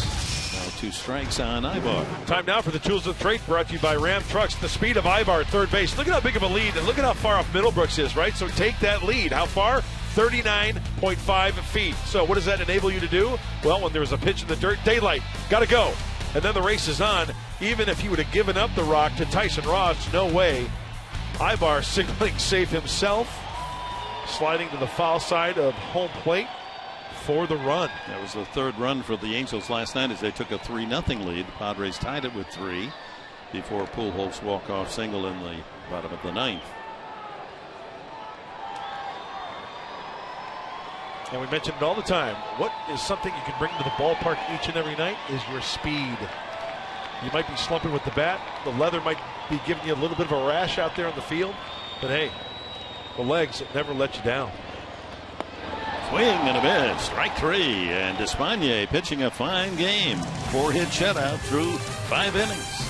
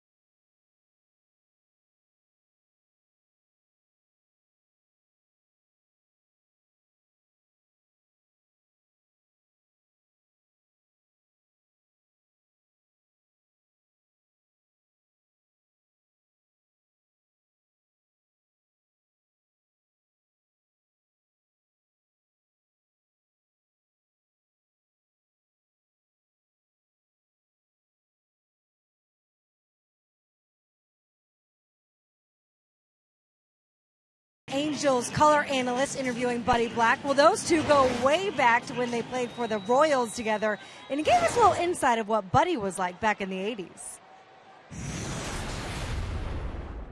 I used to call Blackie Mr. Freeze because he was always so cool. He never had any stress. I always look at him and say, why you never look like there's any kind of an issue going to happen where somebody coming on to the plate, or he says, no, because that's who I am. I'm just that cool. So then he became Mr. Freeze. There you go. So Blackie, Mr. Freeze, Pepe Negro, he's got a ton of them, but you still see that same personality out of Buddy today. Other than maybe a few times gets upset over a strike call, for the most part, very cool, calm demeanor from Mr. Black. Yeah, down to earth, Harry Black. Nice, Chris. Thank you very much. Yeah, we've seen him snap before. Will Venable, infield hit and a line out to second. Starts the Padres, 6th inning, no score here at the Big A. See, gone are the days. I played for Larry Boa. Larry Boa would kick, scream, scratch, throw, and that's not going to do a team any good. That's how he played. Exactly. And when you have a younger team, guess what that does to the younger players? They clench up. They get tight because they're seeing their manager do that and getting yelled at. It just doesn't work. And yet someone like Dick Williams, right? He was a fighter. He didn't fool around. You know what he did? I remember Tony talking about Williams. He would write stuff down on his. You did something wrong. He would write something down on his scorecard. And he would call you in his office and talk about it, and he would get on you. You knew when he was upset just by looking at him. 3-1 and taken on the outside corner. Full count to Venable. Earl Weaver, he's a fiery sort, but they. It's horses for courses, isn't it? Absolutely. Swing and a miss. Another strikeout for Shoemaker, his 4th of the game.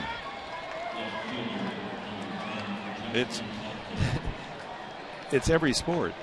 The coach is too tough, and so that's why we let him go. We want somebody that's more player friendly. Then the coach is too easy, so we need to get a coach that's a little tougher here because the guys are taking advantage of it.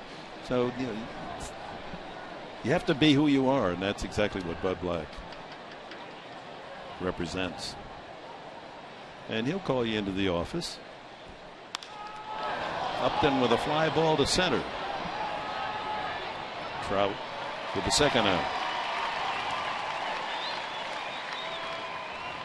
So it's up to Matt Kemp. Hey, Larry Boa, great baseball man. Love the man.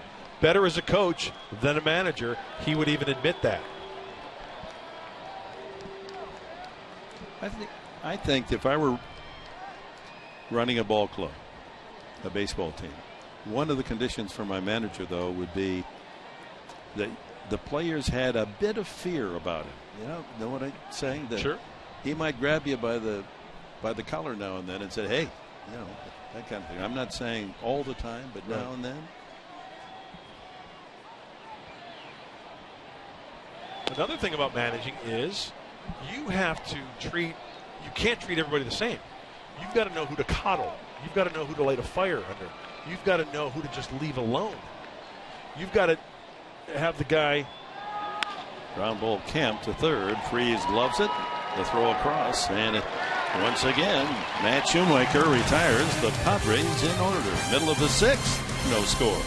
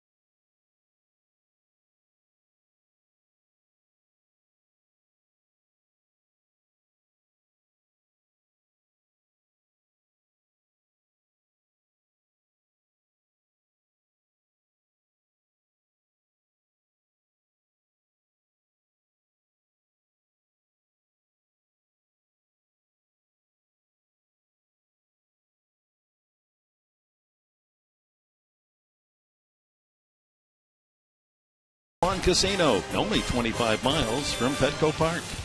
And by Cherry 5-Hour Energy Shots, helping support Special Operations Warrior Foundation. Mark Grant, Chris Button, Dick Henberg, welcome back. Angel Stadium, Padres and Angels, middle game of this 3-game series. No score, all singles so far. Bottom of the 6th inning, Mike Trout, then Albert Pujols and Cole Calhoun, the big guns for the Angels against Odrisamer Despaigne. Frank Garces throwing in the Padre pen. Trout just missed a home run the last time up. Venable racing deep to center field and taking one from the top of the fence. It would have been gone. Struck out the first time.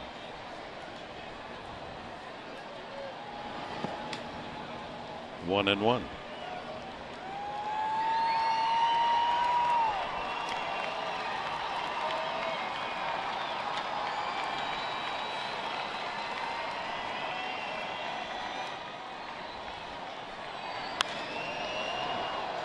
Sends that way into the upper deck.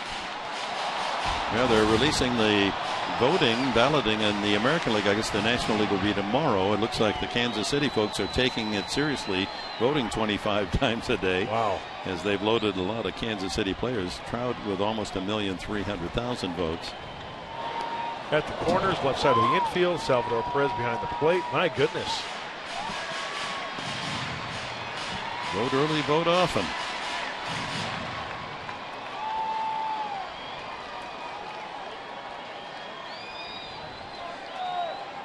Two balls, 2 strikes to Trout. Ooh, inside with a changeup. So here's Trout's bid for a home run. He thought it was gone. Venable. Terrific play. Timing it and getting above the fence to pull it back into the yard. Two things I liked about that play all the way around. First of all and foremost, the catch by Will Venable. Ground ball into the hole. Amarista has to hurry and gets the speedy Trout. Somehow that sounds funny, the speedy Trout. Huh? And the second thing I liked about it, did you see Mike Trout out of the box when he hit that? He wasn't admiring it, or he wasn't kind of Cadillacing it. He went full bore out of the box. That's the way he plays, and you have to admire that. But Will Venable's catch and effort takes the cake at first prize. Blue ribbon. Pujols single to right, grounded to third. Best in show.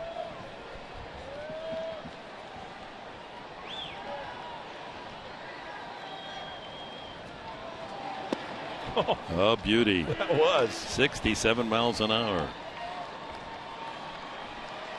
Yeah, we saw some of those last night from Jared Weaver. Had a very effective start for the Angels. 6 2/3.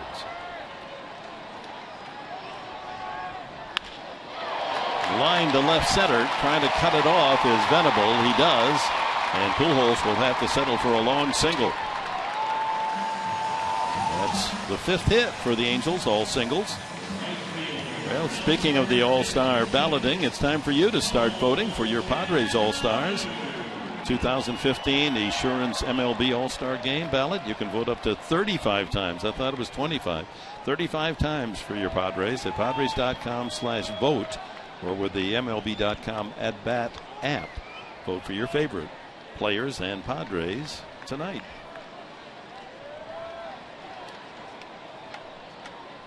So Pujols with a 1-out single. He's 2 for 3 tonight. Here's Cole Calhoun.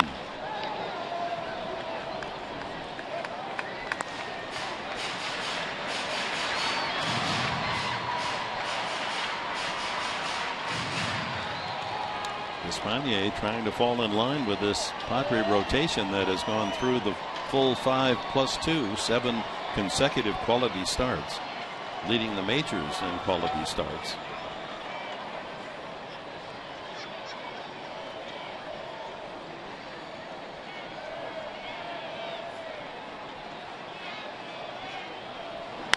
Ground ball to second. Spangenberg will get one there, but that's all will be able to turn.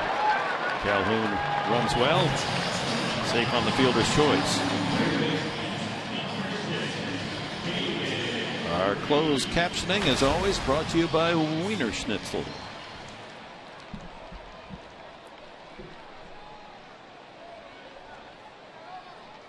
I think we get back to Petco Park. Wiener Schnitzel might drop off some product to us. Huh? That's not a bad idea. We've got to sample the product. Of course. Double barrel going for the Padres. Lefty Garces, righty Thayer. David Freese. Ball gets away from Norris, and Calhoun was tempted to try to advance. Pounced on it quickly, and Calhoun back to the bag. Freese robbed of a hit on a leaping catch of his line drive by Jan Solardi at first base. And he sent Upton all the way to the wall for his drive the last time up. Two well hit balls, nothing to show for it. He's doing a really good job tonight placing that fastball. Despaigne.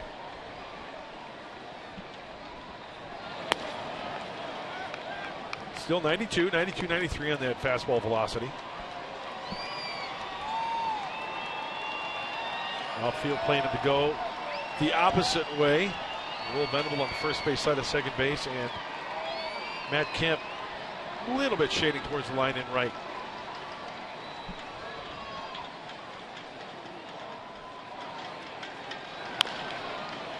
Foul ball into the Angel dugout. 1-2.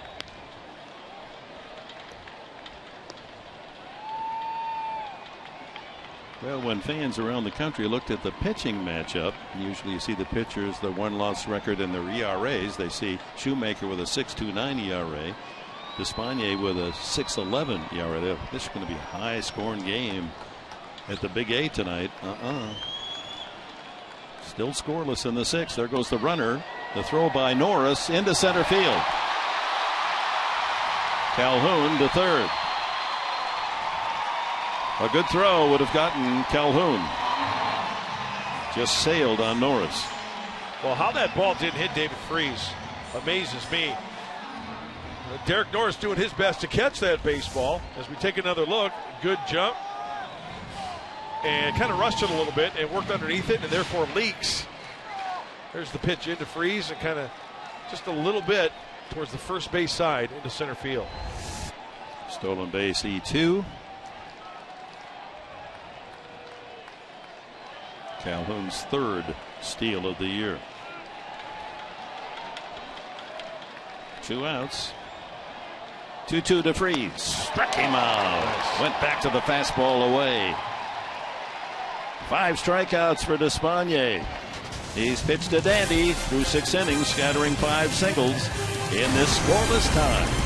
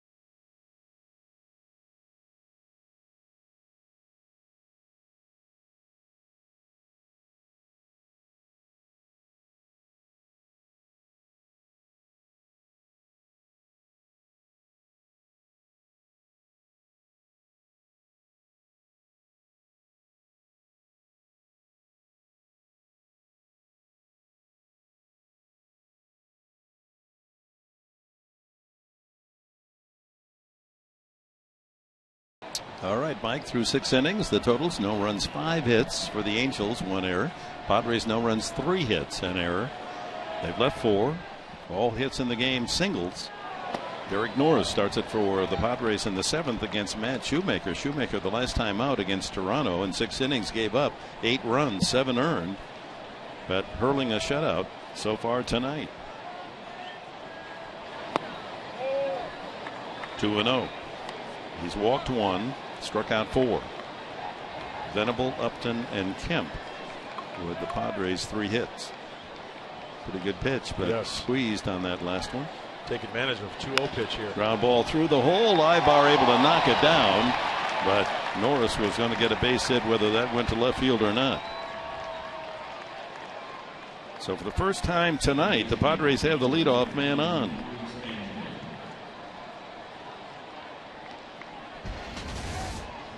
Comparing the 2 men, both with 6 innings in the book, 5 hits and 4. No earned runs, just 1 walk. Despaigne, not a walk. How about that line? Spotting his fastball very nicely, mixing in some off-speed pitches along the way. And Shoemaker doing a fine job. 1 free pass. That's what's called the good old-fashioned pitcher's duel. So obviously that first run's going to be precious. Let's see if the Padres play for a run. Spangenberg likes to bunt, and he squares, and it's a good bunt. That's nice. They get him at first base. 2-3 on the putout, but able to move Norris up into scoring position on a good sacrifice. You know, Norris was going on that pitch. As soon as Shoemaker lifted, he was going as if he were stealing. No chance of getting him at second base. Good bat control from Spangenberg. So with 1 out, the Padres have a chance to move into the lead here in the 7th. Will Middlebrooks and Jed Jerko with a chance.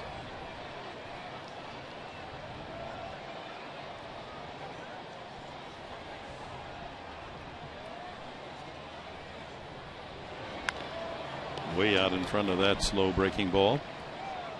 Padres are 0 for 4 with runners in scoring position tonight. Middlebrooks struck out and then hit a smash to third. Bases loaded in the 4th inning. Knocked down by Freese, and he was able to scamper to third, get the force there.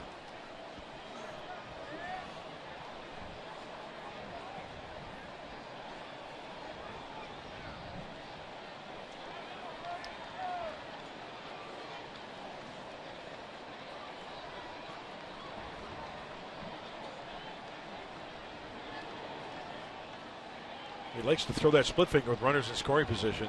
Shoemaker does.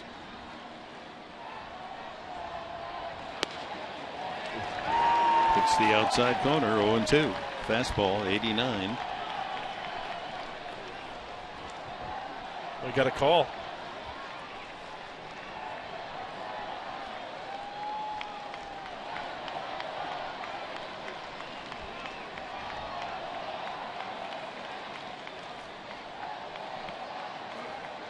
Some Padre fans with their chant trying to get a run here in the 7th. Oh, just missed it. Popped up high into the night. Trout comes in under it. 2 away.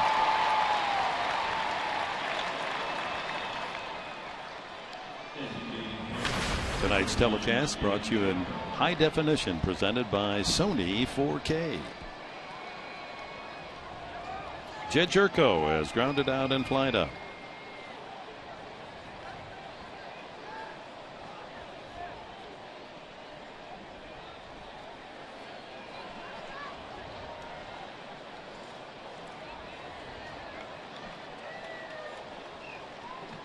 Shoemaker's best ever, Mark, was against Baltimore. He beat them 3-1. Well, let me double check that score. 6-1. Gave up 1 run, 3 hits. So this would be his second best outing of the year. Well, the runner at second base for Shoemaker this year, his ERA is 6.2. With the Padres 0 for 5 now. Runners in scoring position. See if Jerko can do some damage. Ball one.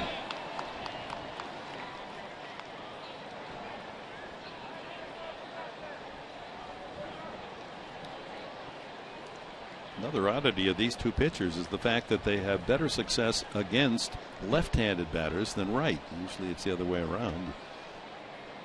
If you're a right-hander, you usually do well against right-handed batters. Just the opposite for both these pitchers. And that tells me that the pitcher righty on righty would not really have that one wipeout pitch. Although Despaigne, he struck out some Angels, say 5. Take that, yeah, check that, 5. Struck out right-hander Freeze. He struck out Mike Trout, right-hander. And Shoemaker has 5 strikeouts.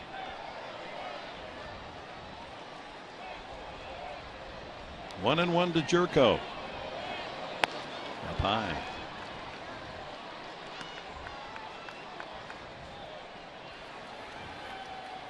Brandon Maurer, who has been outstanding the last 10 times to the mound.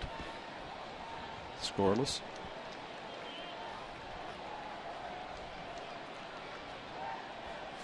Actually, the last 11 times, 12 innings. Scoreless. Foul tip, 2-2 to Jerko. See Shoemaker trying to keep everything away from Jed Jerko. That was a slider.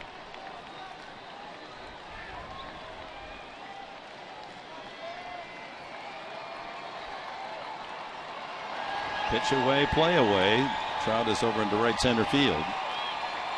The big gap is in left center.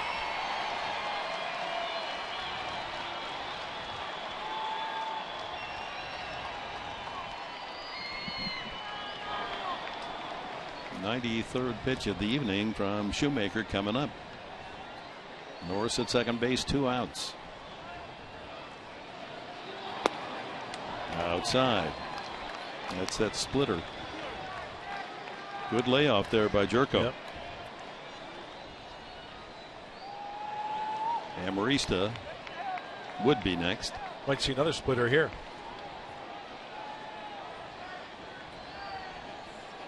First base is open. You throw one 2-2 and you miss, go to 3-2. You should have enough confidence to throw it again 3-2.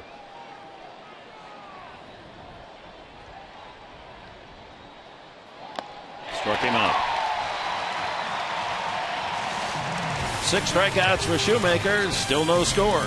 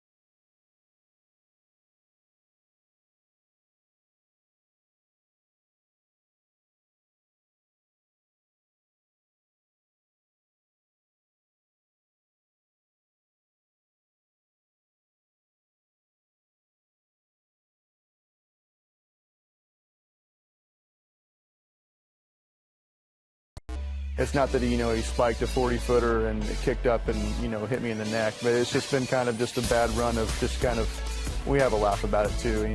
We can't go one start without something just kind of weird happening. After SD Live, the loose cannons of 1360 get a little heated. There's some interesting developments about potential lawsuits that Charger fans can get involved in. Sure. And also some lawsuits that actually could take out Carson and Inglewood. Well, stay tuned right here, Fox Sports San Diego, right after Padres Live, the post-game show. The loose cannons on the tube. Here at the Big A, 32,334 for this second game of the series. And the new pitcher is Brandon Maurer. Our pitching change brought to you by El Cajon Ford. Despagne, a solid effort. 6 shutout innings, 5 hits, no walks, hit 1 batter, struck out 5, but no run support. And Dick, as you mentioned, last half inning, here are those numbers you were referring to for Brandon Maurer. An outstanding job. Last 11, that's 12 innings, a .5 whip. That's fewer than 1 runner an inning.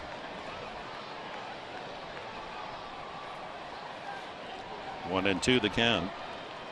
It'll be Joyce, Iannetta, and Kraus here in the bottom of the 7th. 97 on that fastball miss. Good way for Maurer to throw up a 0 and possibly get a win out of the bullpen with the scoreless game here in the bottom of the 7th. Despagne hit Joyce the first time up and struck him out the second. High fly ball, left field. Upton calling. 1 away in the Angel 7th. Time now for the Cholula flamethrower. How hot is hot? Well, with Brandon Maurer out there, we just saw 97, and that's hot. Does Mary like it when you go breathless like that?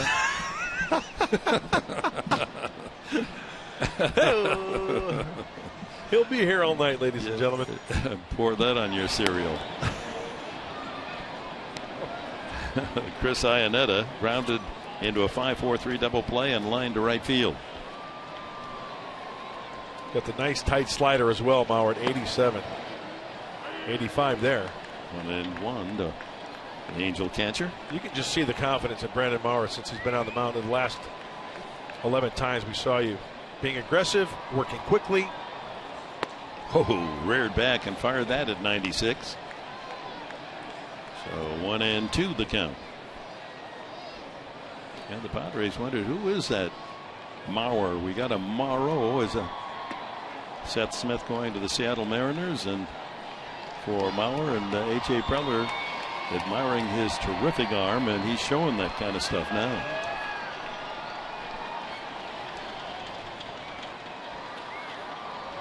Two and two. Oh, got him looking. Slider froze him. 2 away. Brings up DH Mark Kraus. He's popped up and flied up.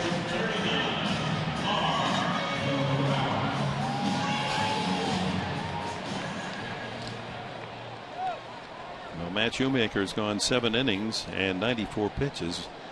He may be through for the night, as the Angel pen is busy as well. 2 men are up. Joe Smith, we saw him last night, as we did Fernando Salas. Strike 1.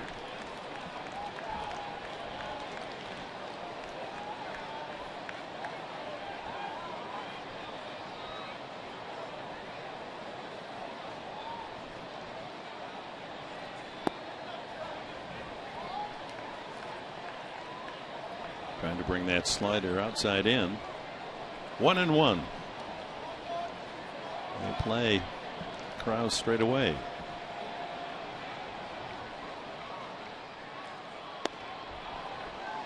Changeup. Yeah, very nice one at that. That was a Jared Weaver fastball, his best last night. Nice tail down and away to the left-handed hitter there, Kraus, on that changeup.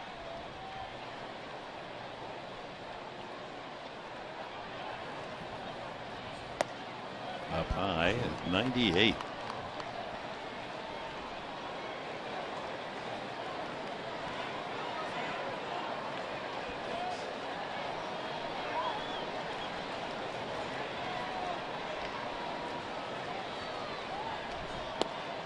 Full count.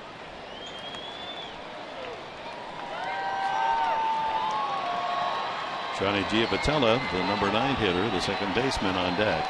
Bases empty, 2 outs here in the 7th. No score in Anaheim. Swing and a miss. Strike 3, and a breaking ball gets Krause. 2 strikeouts for Brandon Maurer. Another impeccable 1-2-3 inning for the hard-throwing right-hander.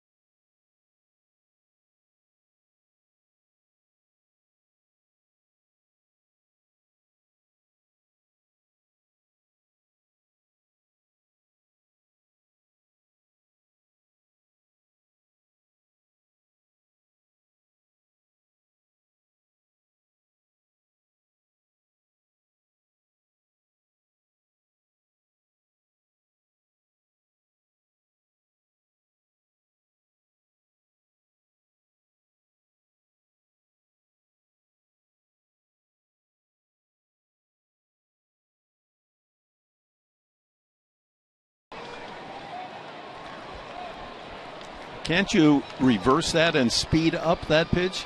I mean, make it like a 95-mile-an-hour fastball? Please. I love it.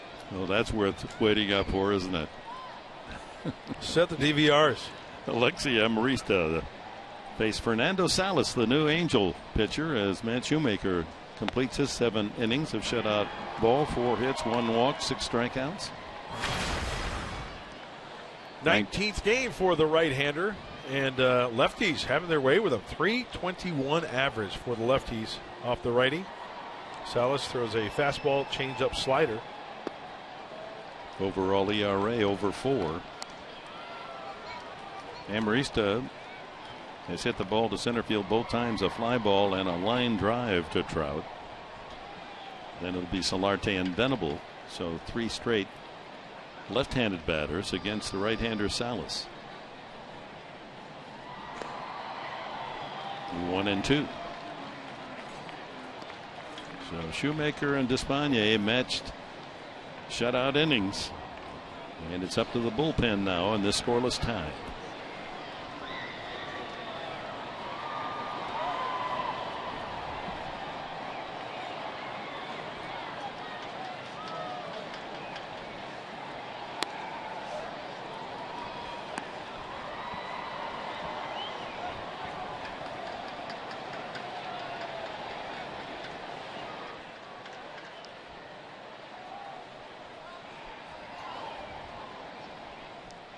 Mexican-born Salas came over to the Angels from St. Louis in a trade. Blows that one right by Amarista. Another strikeout for the Angel pitching. This copyrighted telecast is presented by authority of the San Diego Padres and may not be reproduced or retransmitted in any form, and the accounts and descriptions of this game may not be disseminated without the express written consent of the San Diego Padres.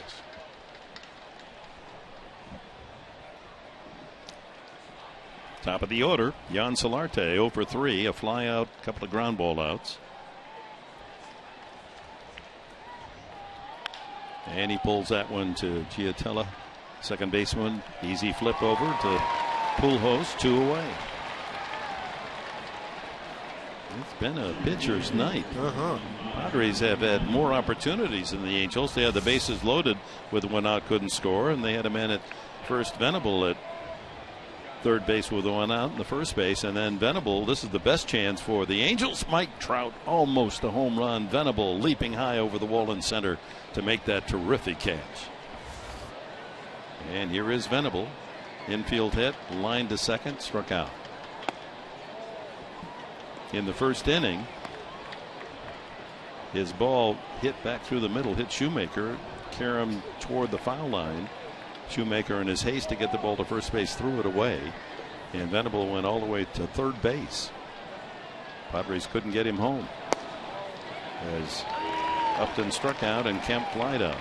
We've seen Will Venable cover some serious ground in game 1 and 2. Remember last night coming in on a sinking liner, taking away a hit, and then going back over the wall. Yeah, you could put a nice package together, Venable, on this road trip, hitting and fielding. 1-1. Line over Ibar into left center field. So a 2-out single to Venable, and with his speed, a threat to steal. Did you see Iannetta before that pitch? He was tapping his glove on the ground, wanting Salas to hit the ground. Hey, if you bounce it, that's okay. He left it up, and Will Venable does a nice job staying on that pitch and hitting it exactly where it was thrown. He stole his third base last night, Venable, after he'd knocked in 2 runs with the single. Upton has struck out, single to left, and fly to center.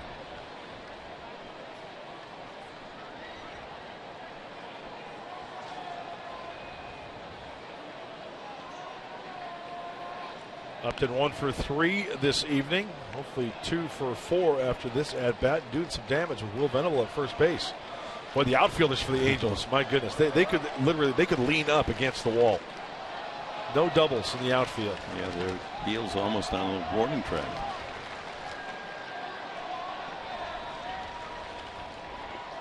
Yeah, it bounces away, and Venable's in scoring position on the wild pitch. Now the outfielders will move in.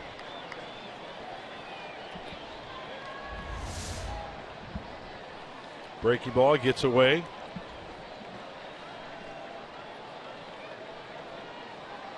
And with 2 outs, Padres have Venable there carrying the go-ahead score.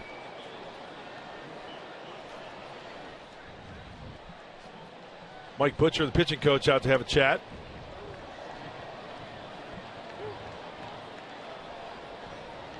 Umpire Barrett's going to hurry things along here, break up that huddle.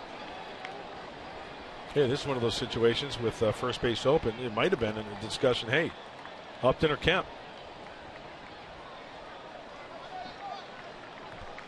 Each man with a single tonight. You walk Upton, you got to force it any base.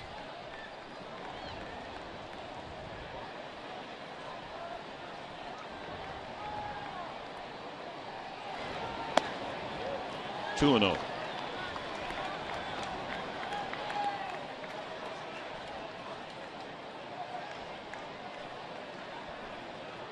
Justin with 12 homers, 35 runs batted in, amongst the National League leaders in both categories. Way upstairs, yeah, so this looks like a pitch around. Not even close. And now they're going to walk him. So the decision, Mike Scioscia, was we'd rather pitch to Matt Kemp.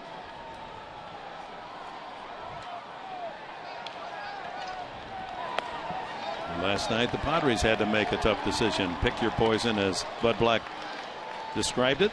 They decided to walk Trout, load the bases, pitch to Pujols. Pujols was sawed off,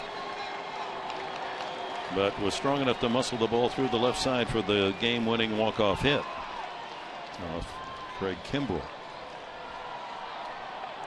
Kemp tonight, fly to center, lined a single to left, and grounded to third base.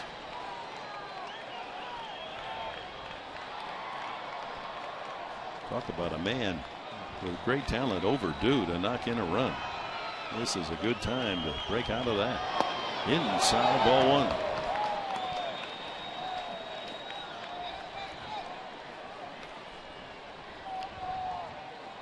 Mike Trout in center field, shading on the first base side of second base.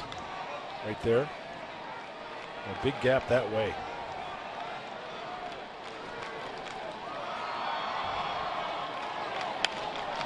Out of play.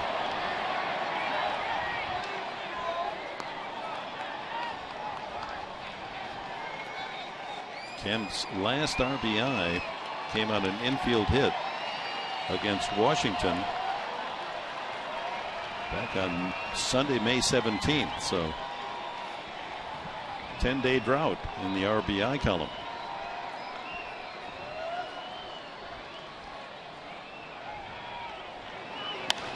And another foul. Late on those two fastballs. 1-2. Venable at second, ready to roll. Upton the same at first base. Well, Salas, we mentioned that he's got that slider and changeup ahead 1 and 2. That was a pretty good fastball from Matt to try to get on top of. Just worked underneath it a little bit. See if he tries to put him away with the off-speed stuff. Iannetta, see if he taps the ground with that glove, forcing his pitcher to get it down there. No. That ball's outside, but Kemp called out. That's what happened last night. Same thing, a pitch not in the strike zone, but on a 3-2 pitch punched out.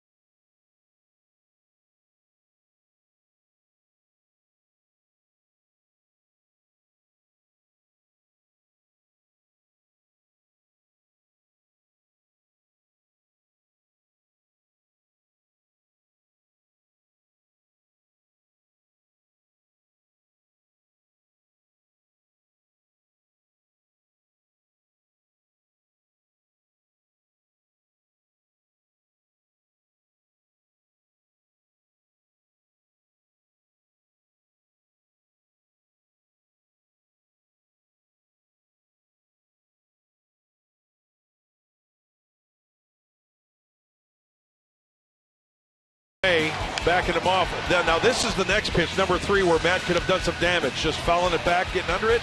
And then pitch number 4, fastball called off the plate. Second night in a row where Matt Kemp has got the bat taken out of his hand. Granted, not swinging the bat like Matt Kemp we know. Sure, he's struggling a little bit, but when that happens, really takes the wind out of the sails for the Padres. Had a pitch to drive, yes he did, and the Angels get a call for the strikeout. Last night it was a 3-2 pitch with 2 men on and no one out that was clearly out of the strike zone. That would have loaded the bases with no one out. Called out. That changes the whole character of the inning. And the Padres failed to score. And eventually the Angels won it in the 9th inning. So Joaquin Benoit comes in, works the bottom of the 8th. Giavotella starts it off. Then the top of the order, Ibar and Trout for Mike Scioscia's team. Strike one.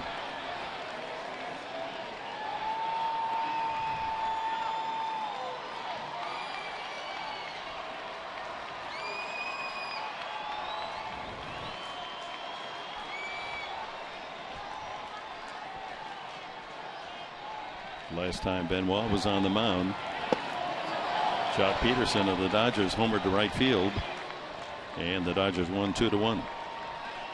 Jim Vitello wants no part of that Benoit slider. He's got to throw him another one right here.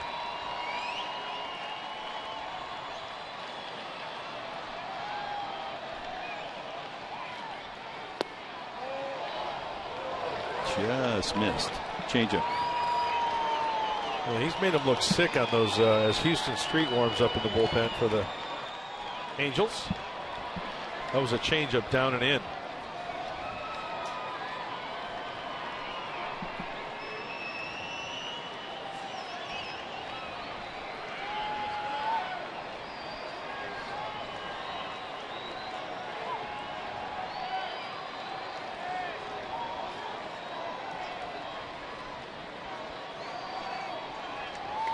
Street, as he did with the Angels when he was the closer, doing a great job for the Angels. 14 saves this year.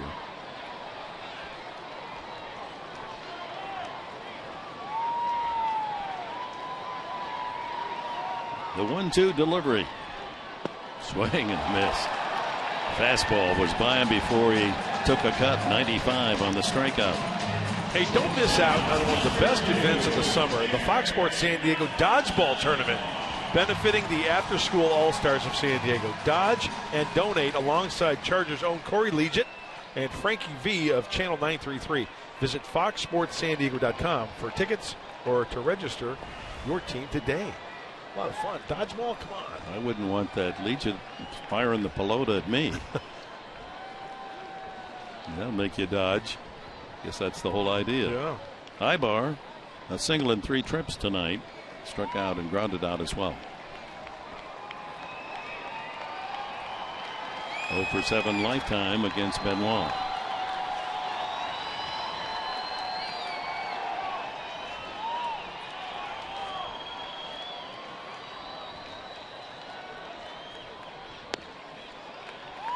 Two and 0.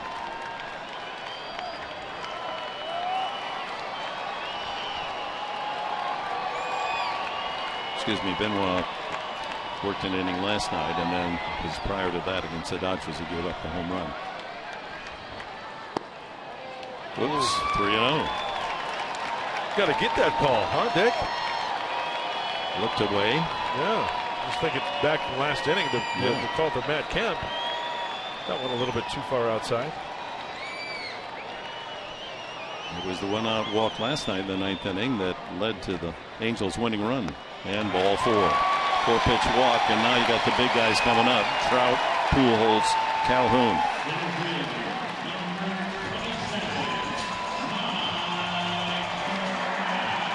Well, Trout tonight struck out Despaigne the first time. Got him. Then that long drive to center field that Venable made the play of the game, leaping over the center field fence to deny a home run. He grounded to short his last time up. Well, he is 1 for 7 in the series. Doubled last night.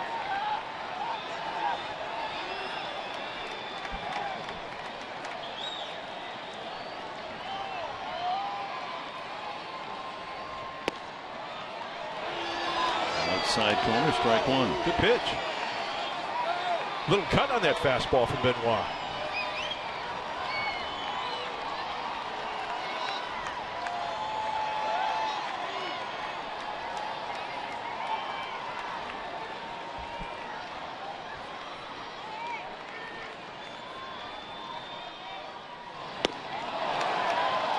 Outside low corner again and gets a swing and a miss. 0-2. Joaquin Benoit has got the crosshairs on his target, down and away.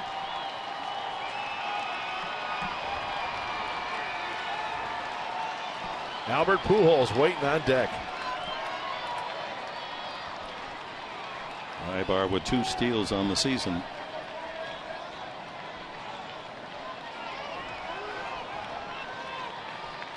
Pujols, the only player in the game with 2 hits.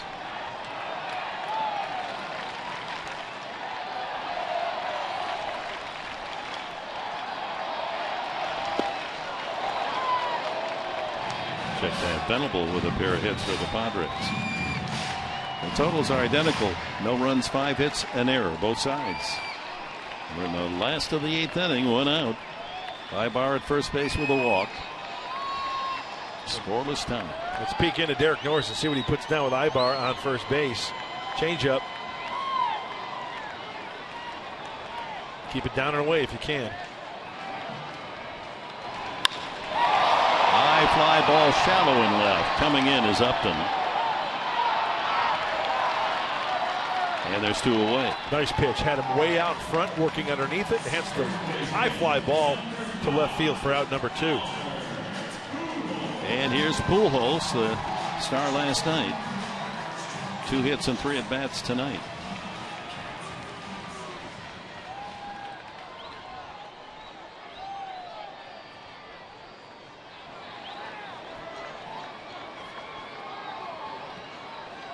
He had the shift on the first time up, and he just grounded a nice little single through the right side, wide open. Lined a base hit to left field his last at bat. 2 for 3.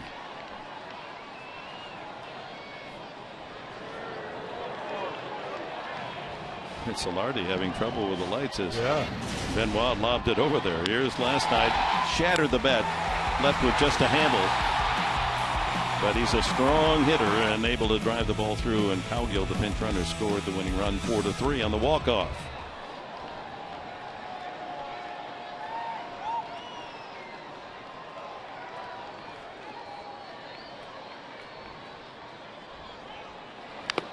Ooh, that one got Derek. You could hear that one all the way up here. Was that the knee or the foot? Must have been the right knee. Todd Hutchison jogging out to home plate to see if he's okay. Look at Derek. He's like stone-faced. Like no reaction at all. And Derek, he just. What does this one get him? Off the right knee, yeah. Still, though, that hurts. It's like ringing the bell. Hit it flush on that right kneecap. 1 strike to Pujols.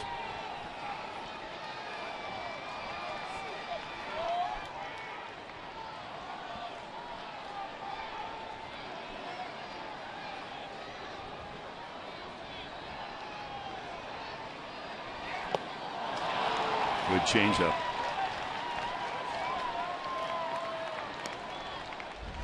Great arm speed, as always, from Benoit. Staying on top of it, that's the key. Work around that or working underneath it a little bit, it'll flatten out, and then that means advantage hitter. Benoit with that 1-2 punch. He throws the fastball 95, so you got to be ready for that. Yeah. You get that swing going a little too soon, and that changeup can make you look foolish, even a great hitter like Pujols. Derek goes, let's see. What should we throw here, Joaquin? How about a slider down and away? Okay, you don't like that? How about a changeup?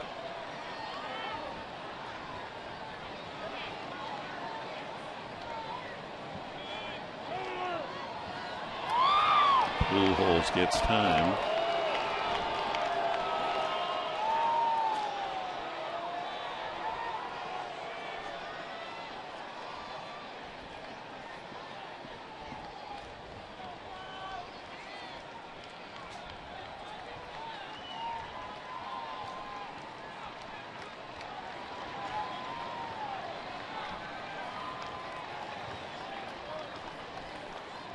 Get it in there. Fastball in, maybe.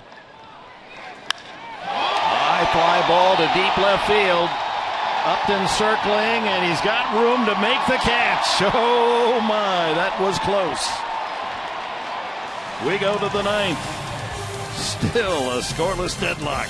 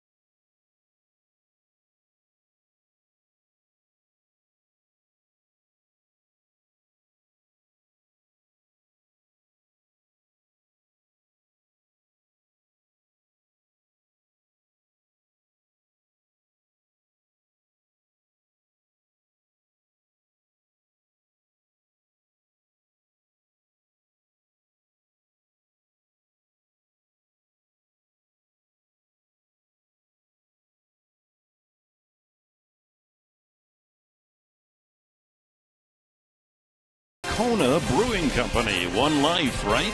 Don't blow it. Mahalo. By Petco. What we feed them matters. And by your San Diego Lexus dealer. And here it comes. Houston Street to pitch the ninth inning for the Angels, and will face former teammates. Well, Derek Norris was not one, and Corey Spangenberg was in the minors, and Will Middlebrook. So 3 men that are new faces for him. 14 out of 16 saves for Street.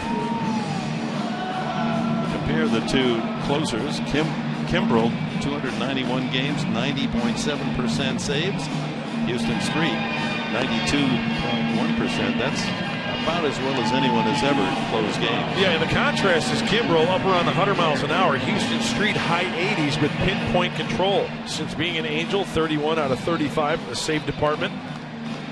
Earned his 14th save of the season. His last outing, that was against the Blue Jays. Fastball, slider, changeup. From number 16, Houston Street. He'll face Derek Norris to lead off this ninth inning. No score. Pop up, a walk, and an infield hit for the Padre catcher.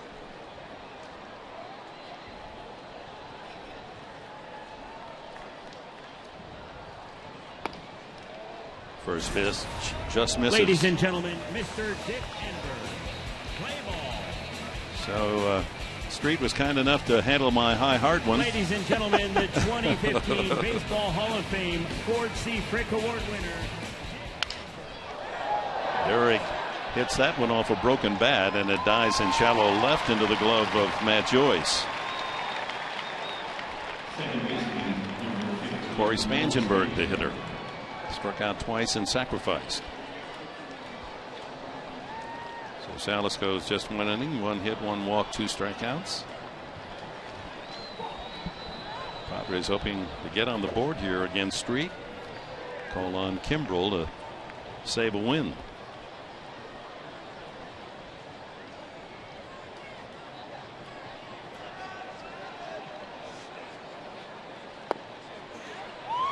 Miles an hour. That's, he goes 90, 91. Yep. And hits his spots. So accurate.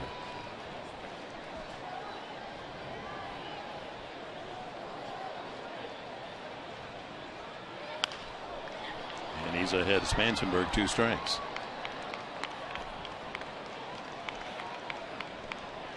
You all know his story. Son of a great athlete in Texas, University of Texas quarterback, All-America. Dad James Street. He passed away suddenly, much too young, a year ago.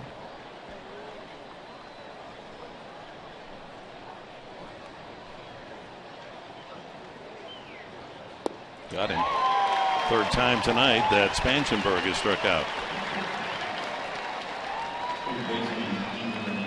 Well, elsewhere around the major leagues today and tonight, Ryan Braun, the co-player of the week, 3 home runs and 11 RBIs, had a sensational week. Andrew McCutchen, will see him beginning Thursday night, 4 games. The Pirates in town, co-player of the week, 3 home runs and 5 runs batted in, a slugging percentage of 1,000. And the Reds finally get a walk-off win, snapping a 9-game losing streak tonight, beating Colorado 2-1. Oh, that was a hanger there. That first pitch, little spinner up there to Will Middlebrooks. He is struck out. Hard ground ball out to third with the bases loaded. That Freese was able to knock down, get the out at third, and he's flied to center. Well, they like Houston Street so much here in Anaheim. Remember, he signed that 2-year extension. It's going to keep him handling the 9th inning at least through 2017.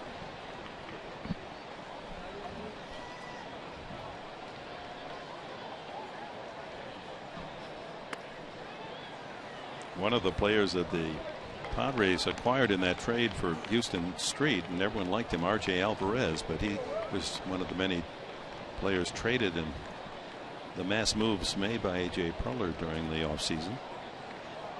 Taylor Lindsey, an infielder, highly regarded as well. He's still with the system. 1-2.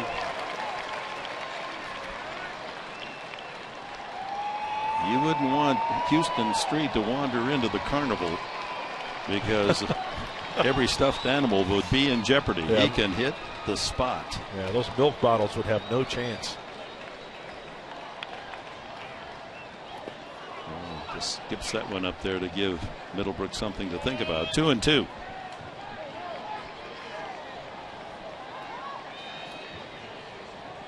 If memory serves me, 16 was his dad's football number as well.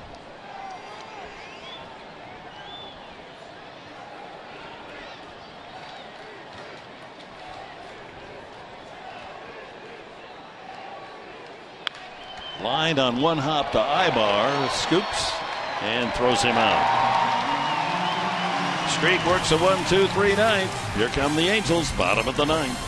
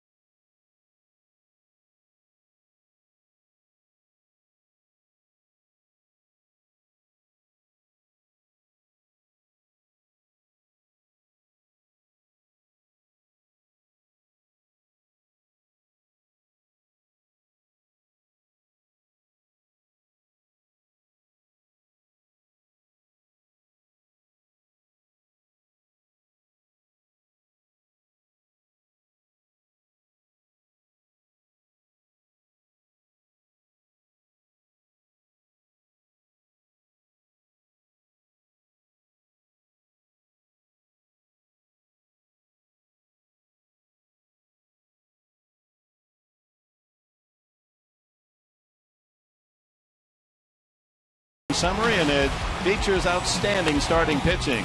Ogrisamer Despagne, 6 shutout innings, allowed only 5 hits, all singles, and struck out 5. And his counterpart, Matt Shoemaker, the same 7 innings of shutout pitching, 4 hits, 1 walk, and 6 strikeouts.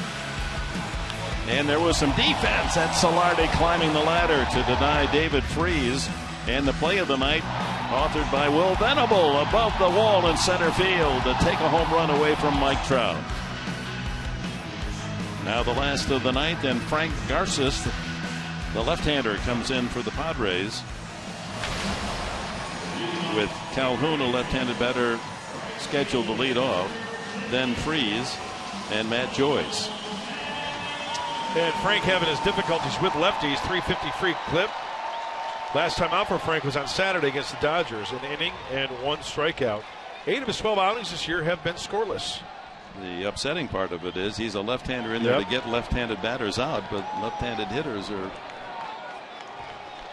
taking his pitches to a 353 clip.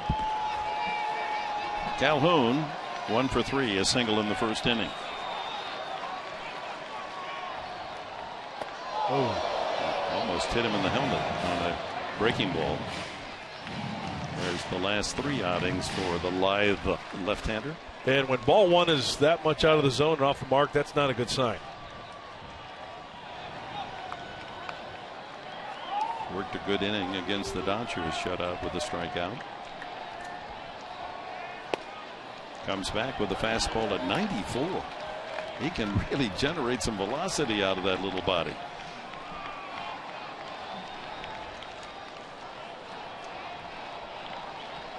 Heavy on the right side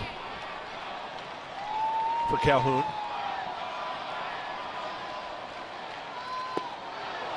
Breaking ball, 1-2. Well, he doesn't get cheated, does he?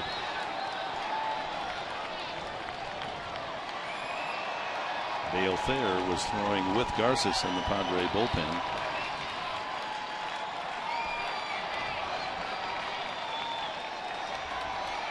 Good breaking ball just off the plate right here should do Calhoun in.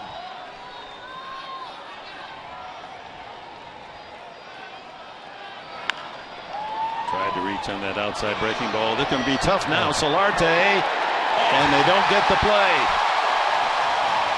By the time Solarte fed it to Garces, too late. Calhoun legs it out for an infield hit. You know, once again, initially looking at that play, that's one of those plays where Solarte should enable Spangenberg to get that ball. They were swung to the right side. They've got 3 heavy on the right side. Now the race is on because Solarte had to get it, and he's out. I think he's got out. They're going to review this on the challenge. Yeah, he's out. Very close. No, you make an excellent point, and there's just the inexperience of Solarte at first base. The temptation when the ball's hit near you, you want to go get it, and you've got to just have in the back of your mind there's the clock that says, hey, tick, tick, tick, go to first base. Yep. You've got a second baseman over there to make the play, because that's a very difficult chance to try to hit Garces on the run. Replaying it here on the big screen at the Big A, and you can see clearly that he is out, and so is the call as they reverse it. Here's the definitive look in X-Mo, slow-mo. Got him. Just squeezed the pillow with that right foot in time. So Garces in to pitch to Calhoun, and Bud Black out there to make a pitching change.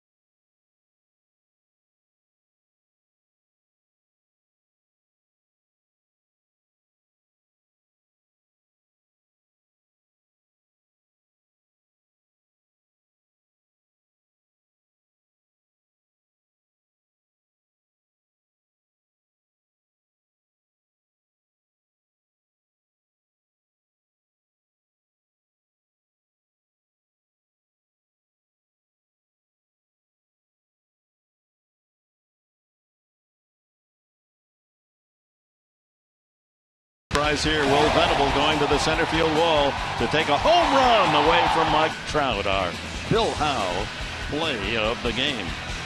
With box vision, look at how the distance that Venable had to go. Read that center field wall perfectly to time his leap, and the former basketball star at Princeton up there to get the rebound.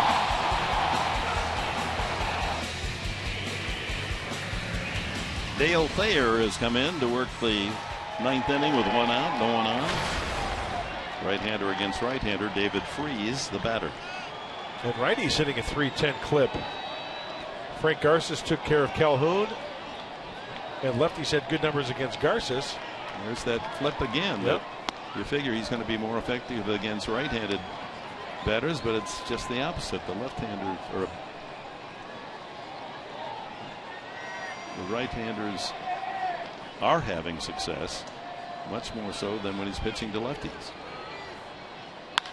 That ball whacked foul, long way out there, way back into the lower seats. Strike one. 1-1. Last time out for Dale was Sunday against the Dodgers. An inning, 1 hit. He struck out 2 Dodgers. Freese with 8 home runs. Pujols with 8. Trout leads with 11.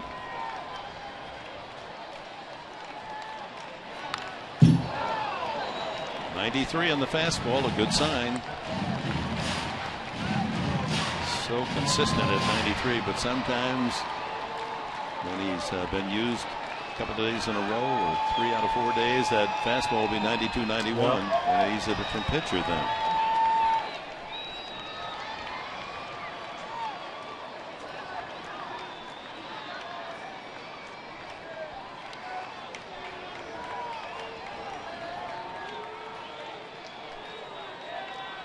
One and two. Boy, Freese having some good cuts. He got that one up at 94 miles an hour there.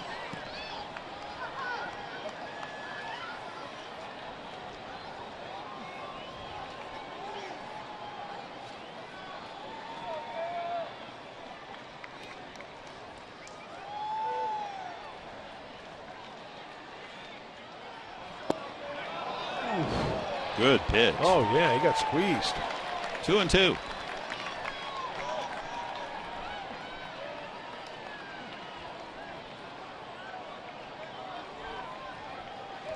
That was a great changeup right there by Dale Thayer. Fastball away. That sails up and in, and the count is full now to Freese.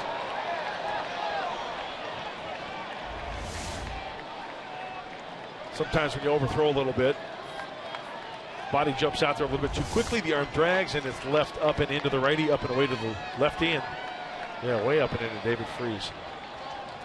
Matt Joyce is on deck. One out in the ninth. And a pop-up. Middle of the diamond. Who wants it? Middlebrooks.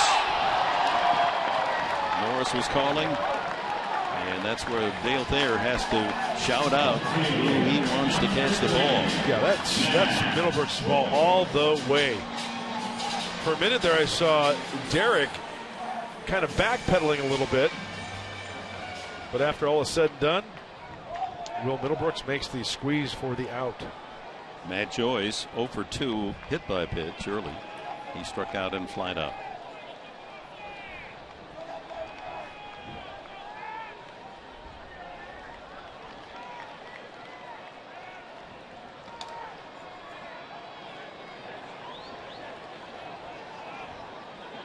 Shift is on. Strike one. 93.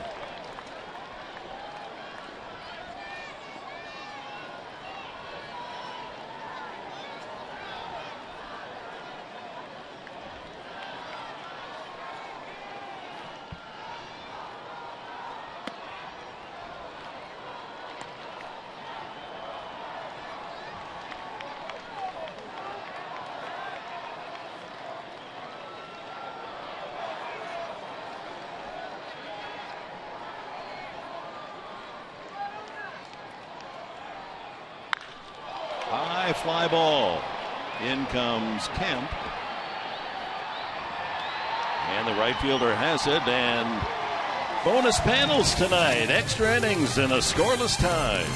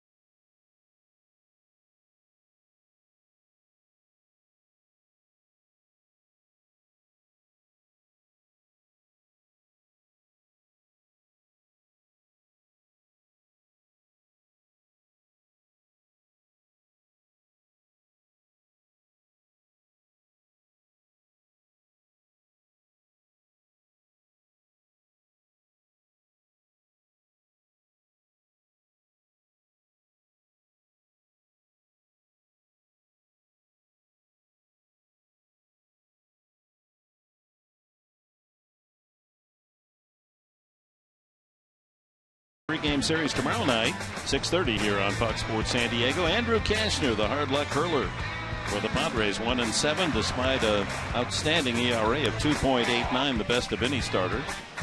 And he'll be opposed by Garrett Richards. Richards, the man who had that horrific accident, remember when he blew out his patellar tendon covering first base, but he is recovered and having a good season, 4-2.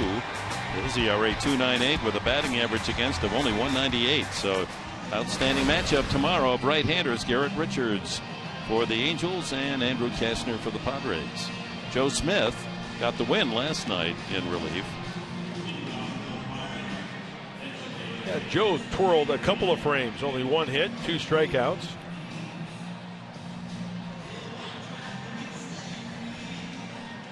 Lefties almost hitting 300 off the side-winding Joe Smith.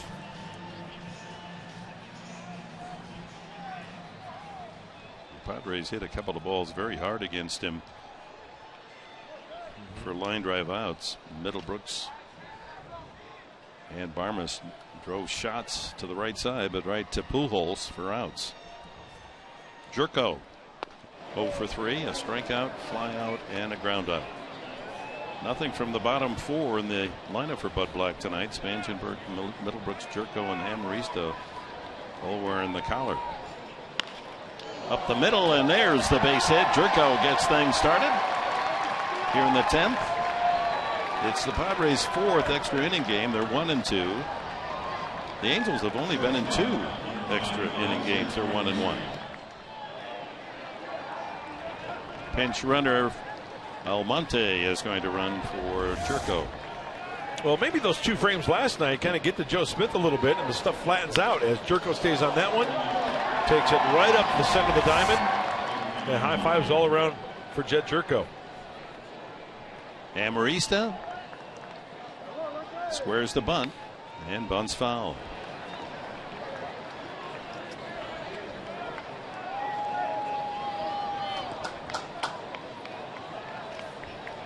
You would think with his size, Amarista would be the best bunter on the team. He seems to have more trouble when he squares the sacrifice than when he is bunting for a base hit. Yep. Let's see if Joe Smith throws a wrinkle in one. Almost felt the breaking ball, the hard breaking ball. Oh. That's a good bunt. Yeah. And he dies, and Iannetta throws over the shoulder of Amarista. Good sacrifice for the little ninja. 2-4 on the putout. Almonte in scoring position, and Solarte and Venable will have a shot at picking up the run. You complete a successful sacrifice, it's as if you hit a grand slam homer. Teammates like it.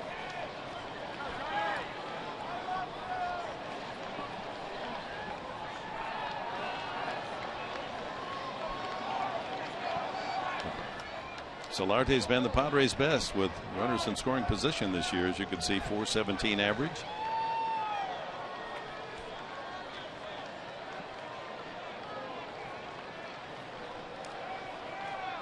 Padres are 0 for 7 tonight as a team with a man in scoring position. Ball 1. Well, we got the right matchup here, a right-hander against a couple of lefties, Solarte and Venable.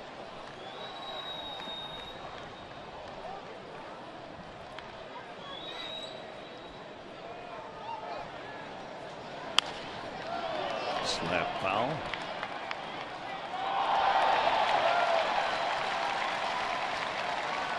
Venable 2 for 4 tonight with a line out. Well, you would think with the sidewinding Smith on the mound, the switch hitting Solarte from the left side, there's a huge gap in left center field. And chances are Joe Smith's going to pitch him away, right? Seems logical. That is a lot of territory between the left fielder Joyce, who's in straightaway left and shallow, and Trout way over in right center field.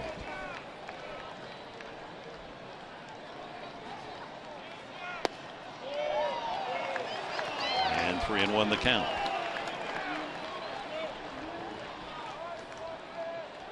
So Solarte can be selective here, get something he likes.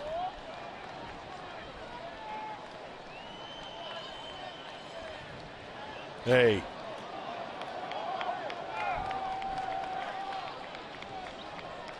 You're always looking for a balk, aren't you? Just call a balk just because I said so.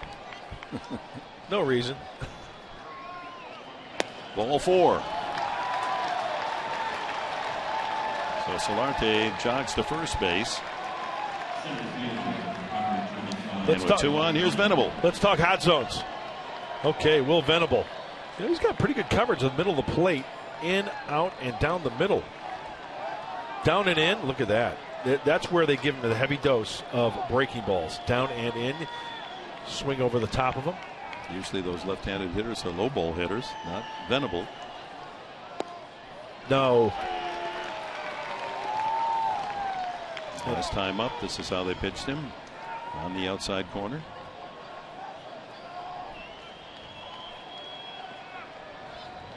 And he eventually lined a single over Ibar's head.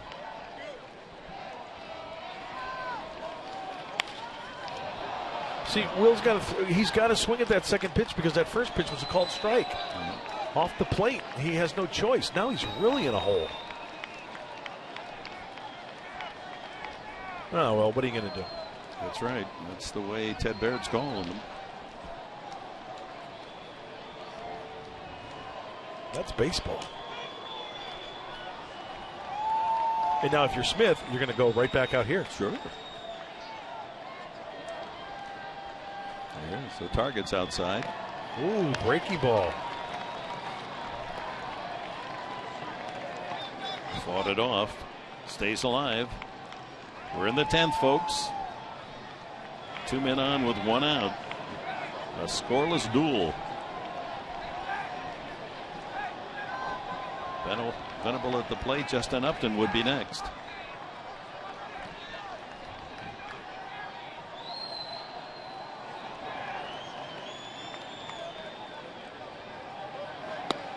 Well, he won't call that one a strike. 1-2. Vinny Pastano getting ready for the Angels.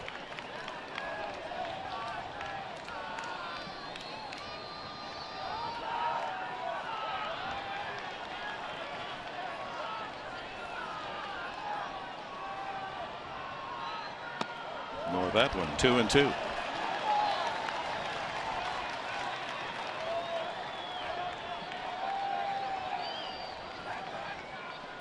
Leadoff hit by Jerko. Almonte pinch running. Sacrifice Amarista. Walk to Solarte. 1 and Almonte at second. Solarte at first.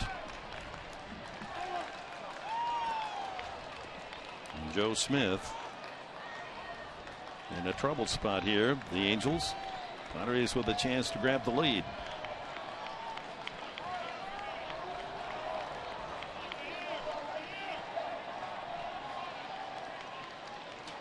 Two and 2.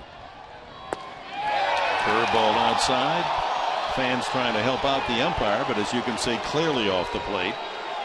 But he called those strikes earlier, so you can understand the grandstand umpires why they wanted him to go up with the right arm. 3-2.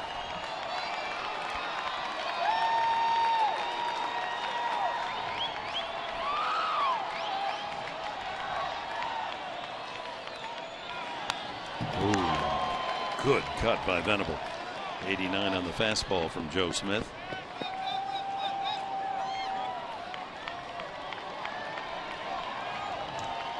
He's laboring here in the 10th. Yeah, remember 2 frames yesterday, so sometimes it gets to a pitcher. Throwing pitches the night before, getting right back out there, especially 2 innings.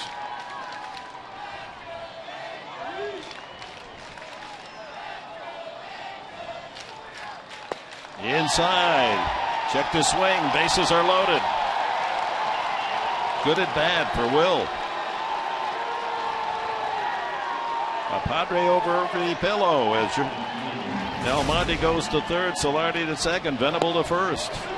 Joe Smith's MO this at bat with runners at first and second are trying to keep it away. Now Will Venable, he's got to protect that outside corner because of that second pitch called a strike, or the first pitch. He had one breaking ball that he could have really done some damage. That was one that the crowd wanted. Oh, that one we could have got extended. Missing down and in. He held up nicely. Does he go? Yeah, he checked. Whoa, very close. Jose Valentin making sure all the runners know the situation. One out. Don't get caught on the line drive. Let the line drive go through. Don't get doubled up. Justin Upton, grand slam homer Sunday in Los Angeles. Chops it foul. He struck out, singled, flied out, and intentionally walked tonight. 3:07 with the bases full.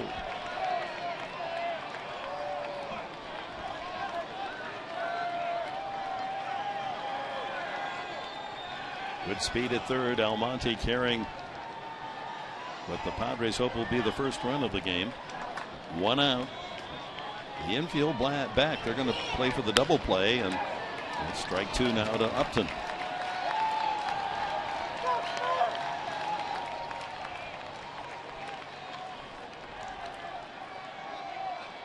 If Upton hits the ball softly by the mound, the Padres are going to get a run here.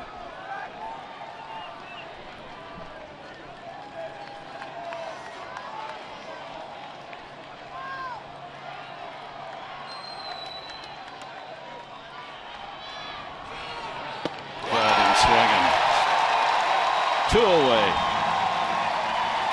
That's Price with the bases loaded and one out. Padres have struck out for the second out. Joe Smith threw the frisbee. The breaking ball off the plate, Upton out in front of it. So it falls on the shoulders of Matt Kemp, who has a single in 4 at-bats, was called out on strikes the last time on the ball clearly off the plate.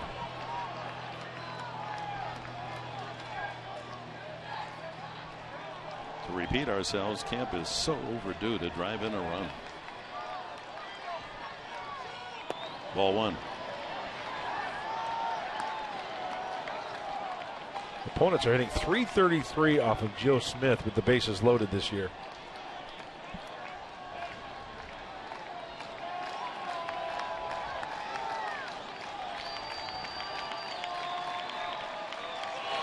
Line drive, fair ball into the corner. Almonte scores. Here comes Solarte. Venable right behind him, and he's cleared the bases. 3-0 Padres on a ringing double off the bat of Matt Kemp. Welcome back, Matthew.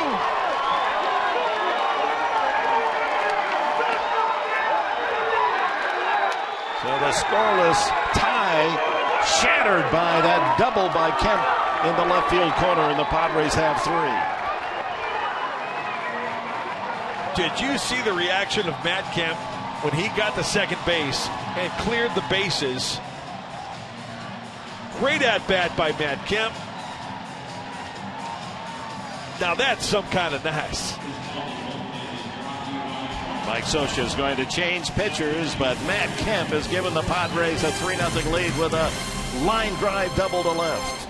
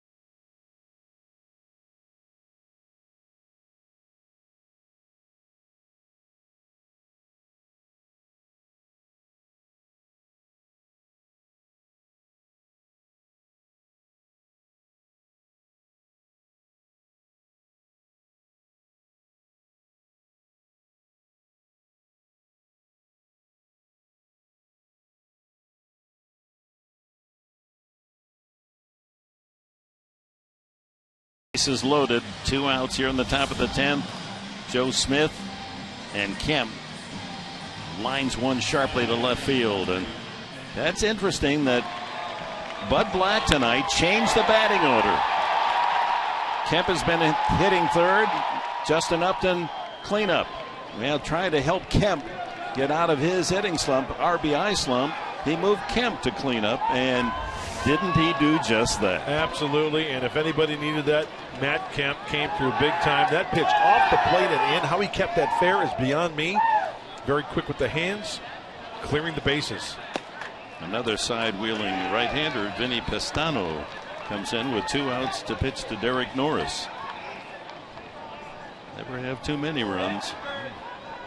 Norris, a walk and an infield hit, 1 for 3.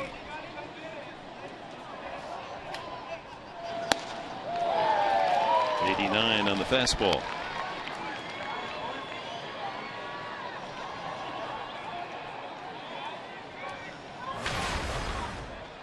No, Pestano basically a 2-pitch pitcher, fastball slider, 88 to 92. High on the walks, 7 free passes in 10 of the third innings pitched. Fly ball dying in right field. That's going to fall. And here comes Kemp around third. The throw by Calhoun to the plate. He scores. It's 4-0.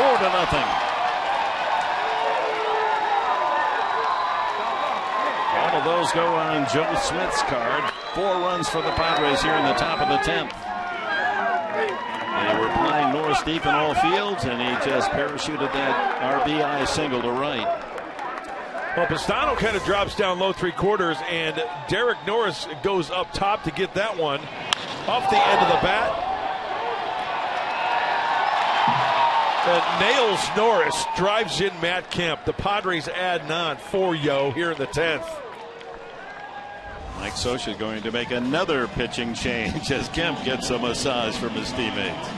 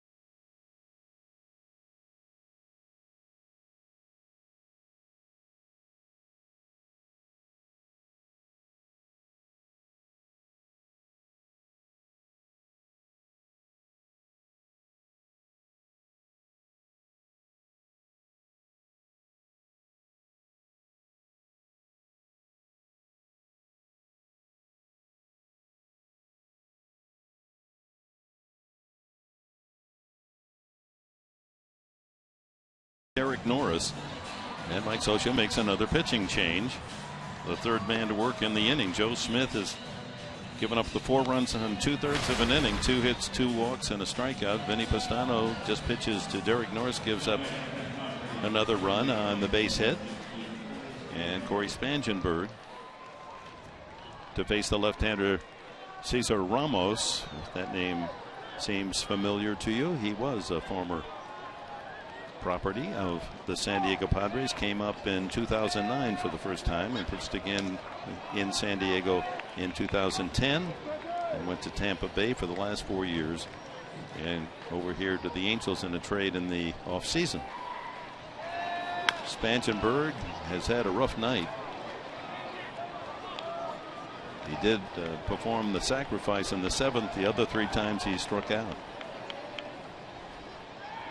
8th man to bat here in the top of the 10th inning. Matt Kemp coming through big time. Clutch, clutch, clutch. With the bases loaded.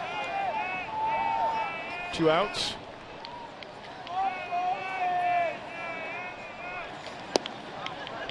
One and one. Ramos is a native of Los Angeles. Lives in Pico Rivera. Craig Kimbrell with a 4-0 lead probably will be able to sit right there the rest of the night. 2-1. Ramos attended Long Beach State. He was a part of a pitching rotation with the 49ers. Jared Weaver and Jason Vargas and Ramos all on the same pitching staff. Wow. Yeah.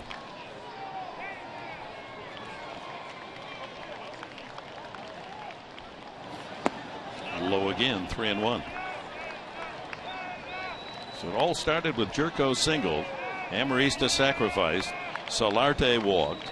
Venable walked to load the bases. Upton struck out. And then Kemp with a base clearing 3-run double to left. And Norris an RBI single to right. 3-1 the count. Fouled off the catcher Ionetta.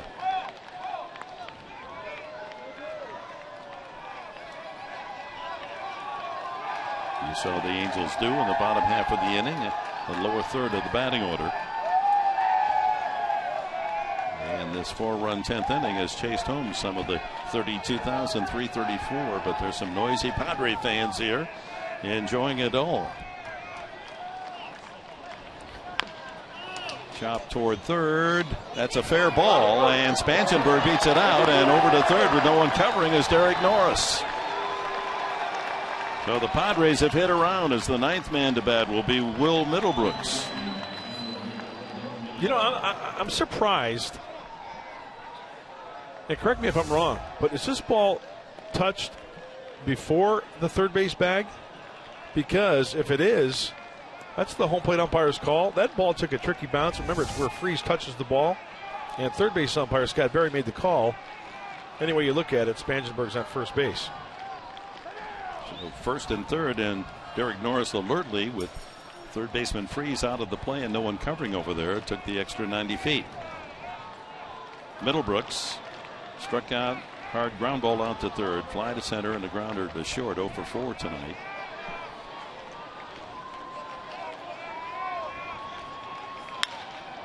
Fly ball to right center deep. Trout going back and makes the play at the wall, and that's it for the Padres. They bat around. Oh, isn't that something? The Padres, when they figure out how to score, they score in bunches. And Matt Kemp, the big spark with that 3-run double. 4-0 to the bottom of the 10th.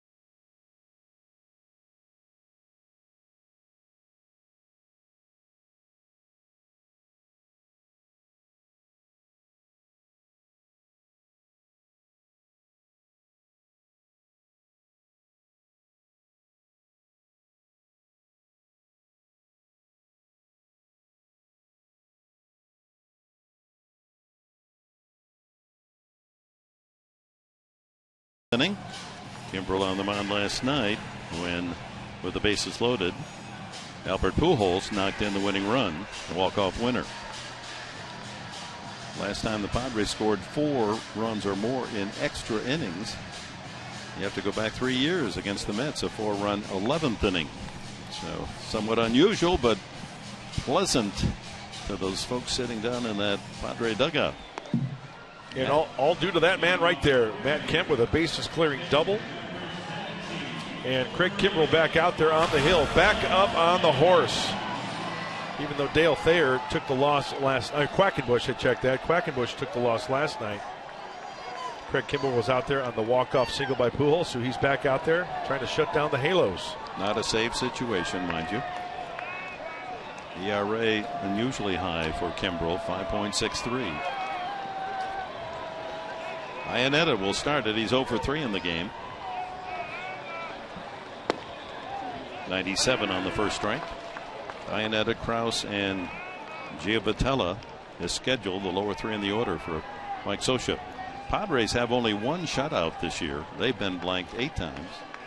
Well, Kimbrell like to complete the job. Wow, way out in front of home plate. 1-1. Third ball. In save opportunities, this is his entire career. 1.56 ERA. Non-save 1.88. But if we use this year's numbers, it would be very dramatic in save situations. Down where he normally lives, under 2, but non-save up over 5. Blows that one through the swing of Iannetta.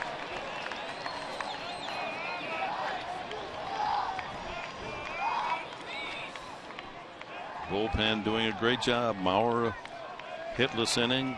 Benoit didn't allow a hit in his inning. Garces and Thayer combined with a hitless inning. Another breaking ball, 2-2. 5 hits for the Angels tonight, all singles. The last hit, Albert Pujols, back in the 6th inning.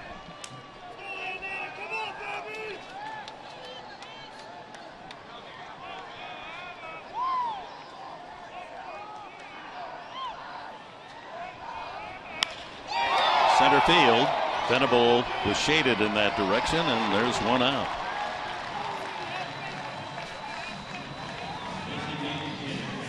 Mark Kraus, the DH, is 0 for 3.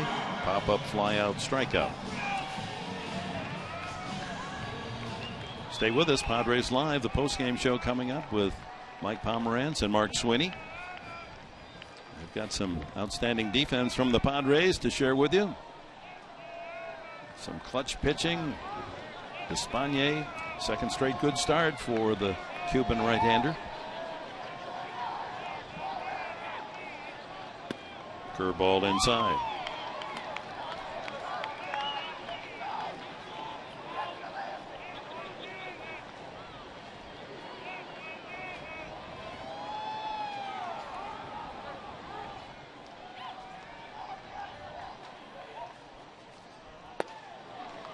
And the fastball, 98. And Dick, as you mentioned, Padres Live, the postgame show coming up after this one. Stay tuned because Matt Kemp, we're going to talk to Matt Kemp and that bases clearing double that he had. We'll talk to Chris Budden. That and much, much more. 2-1. Kraus. Well, if the Padres can get the Matt Kemp bat, the RBI home run bat going, this is going to be a totally different team. Maybe just switching him to that 4th spot and up into 3rd shakes it up enough to bring an answer, a good answer. 3-1 now to Kraus.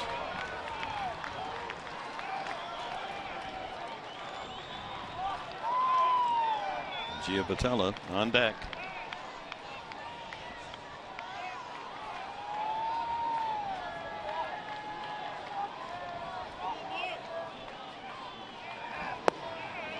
That's paint. Full count.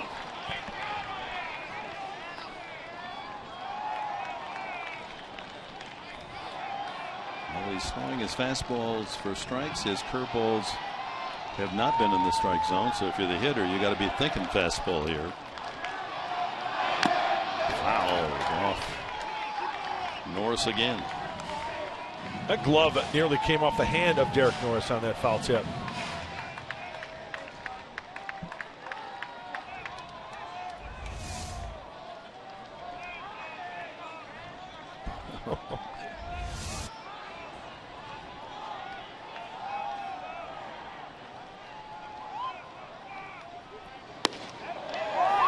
Ball 4. So Iannetta lines to center. Krause walks. Giavotella. Single and a couple of strikeouts this evening.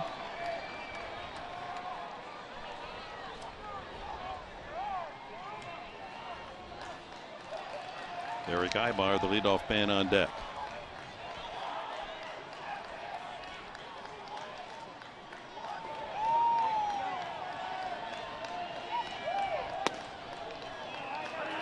That's a free and easy 97, isn't it? It really is. He is strong. Infield would be happy with a convenient ground ball. Finish this one up with a double play.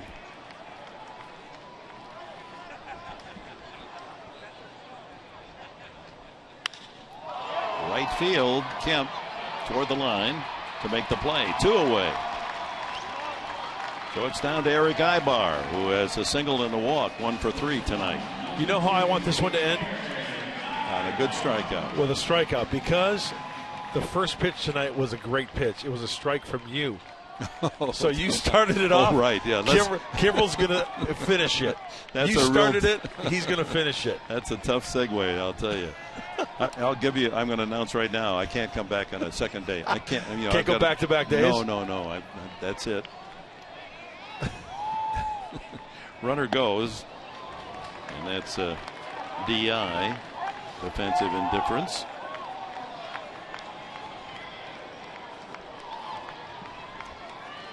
I'd like to see a strikeout because it would be a good feeling for Kimbrel to finish it up with his power pitching with a strikeout. A couple of fly balls for the 2 outs. And he's a strike away.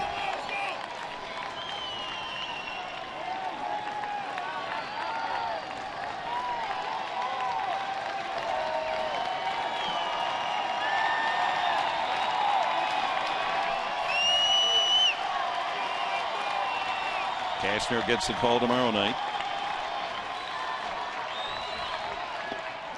Breaking ball. Good stop by Derek Norris. The count 1-2.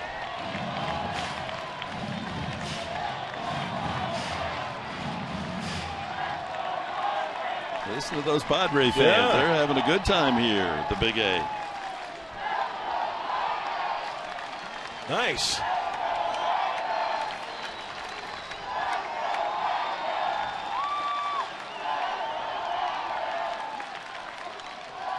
One and 2 to Ibar. Ooh, breaking ball a little low.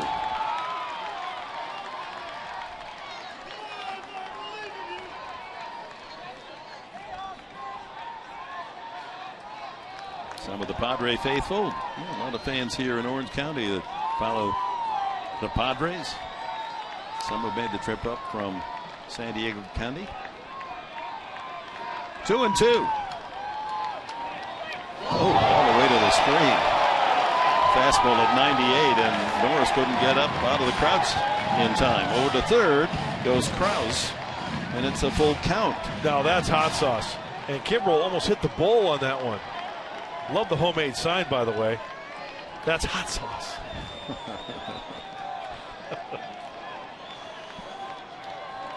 Do we charge Cholula with another commercial there for that? They make a good pitch right here, 3-2, and put them away. Let's go home.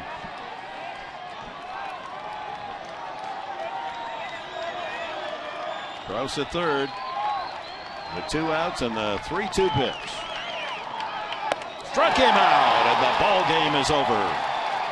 The Padres even this 3-game series Their second shutout of the season, Matt Kemp with a 3-run double, and it all adds up to San Diego 4, the Angels nothing.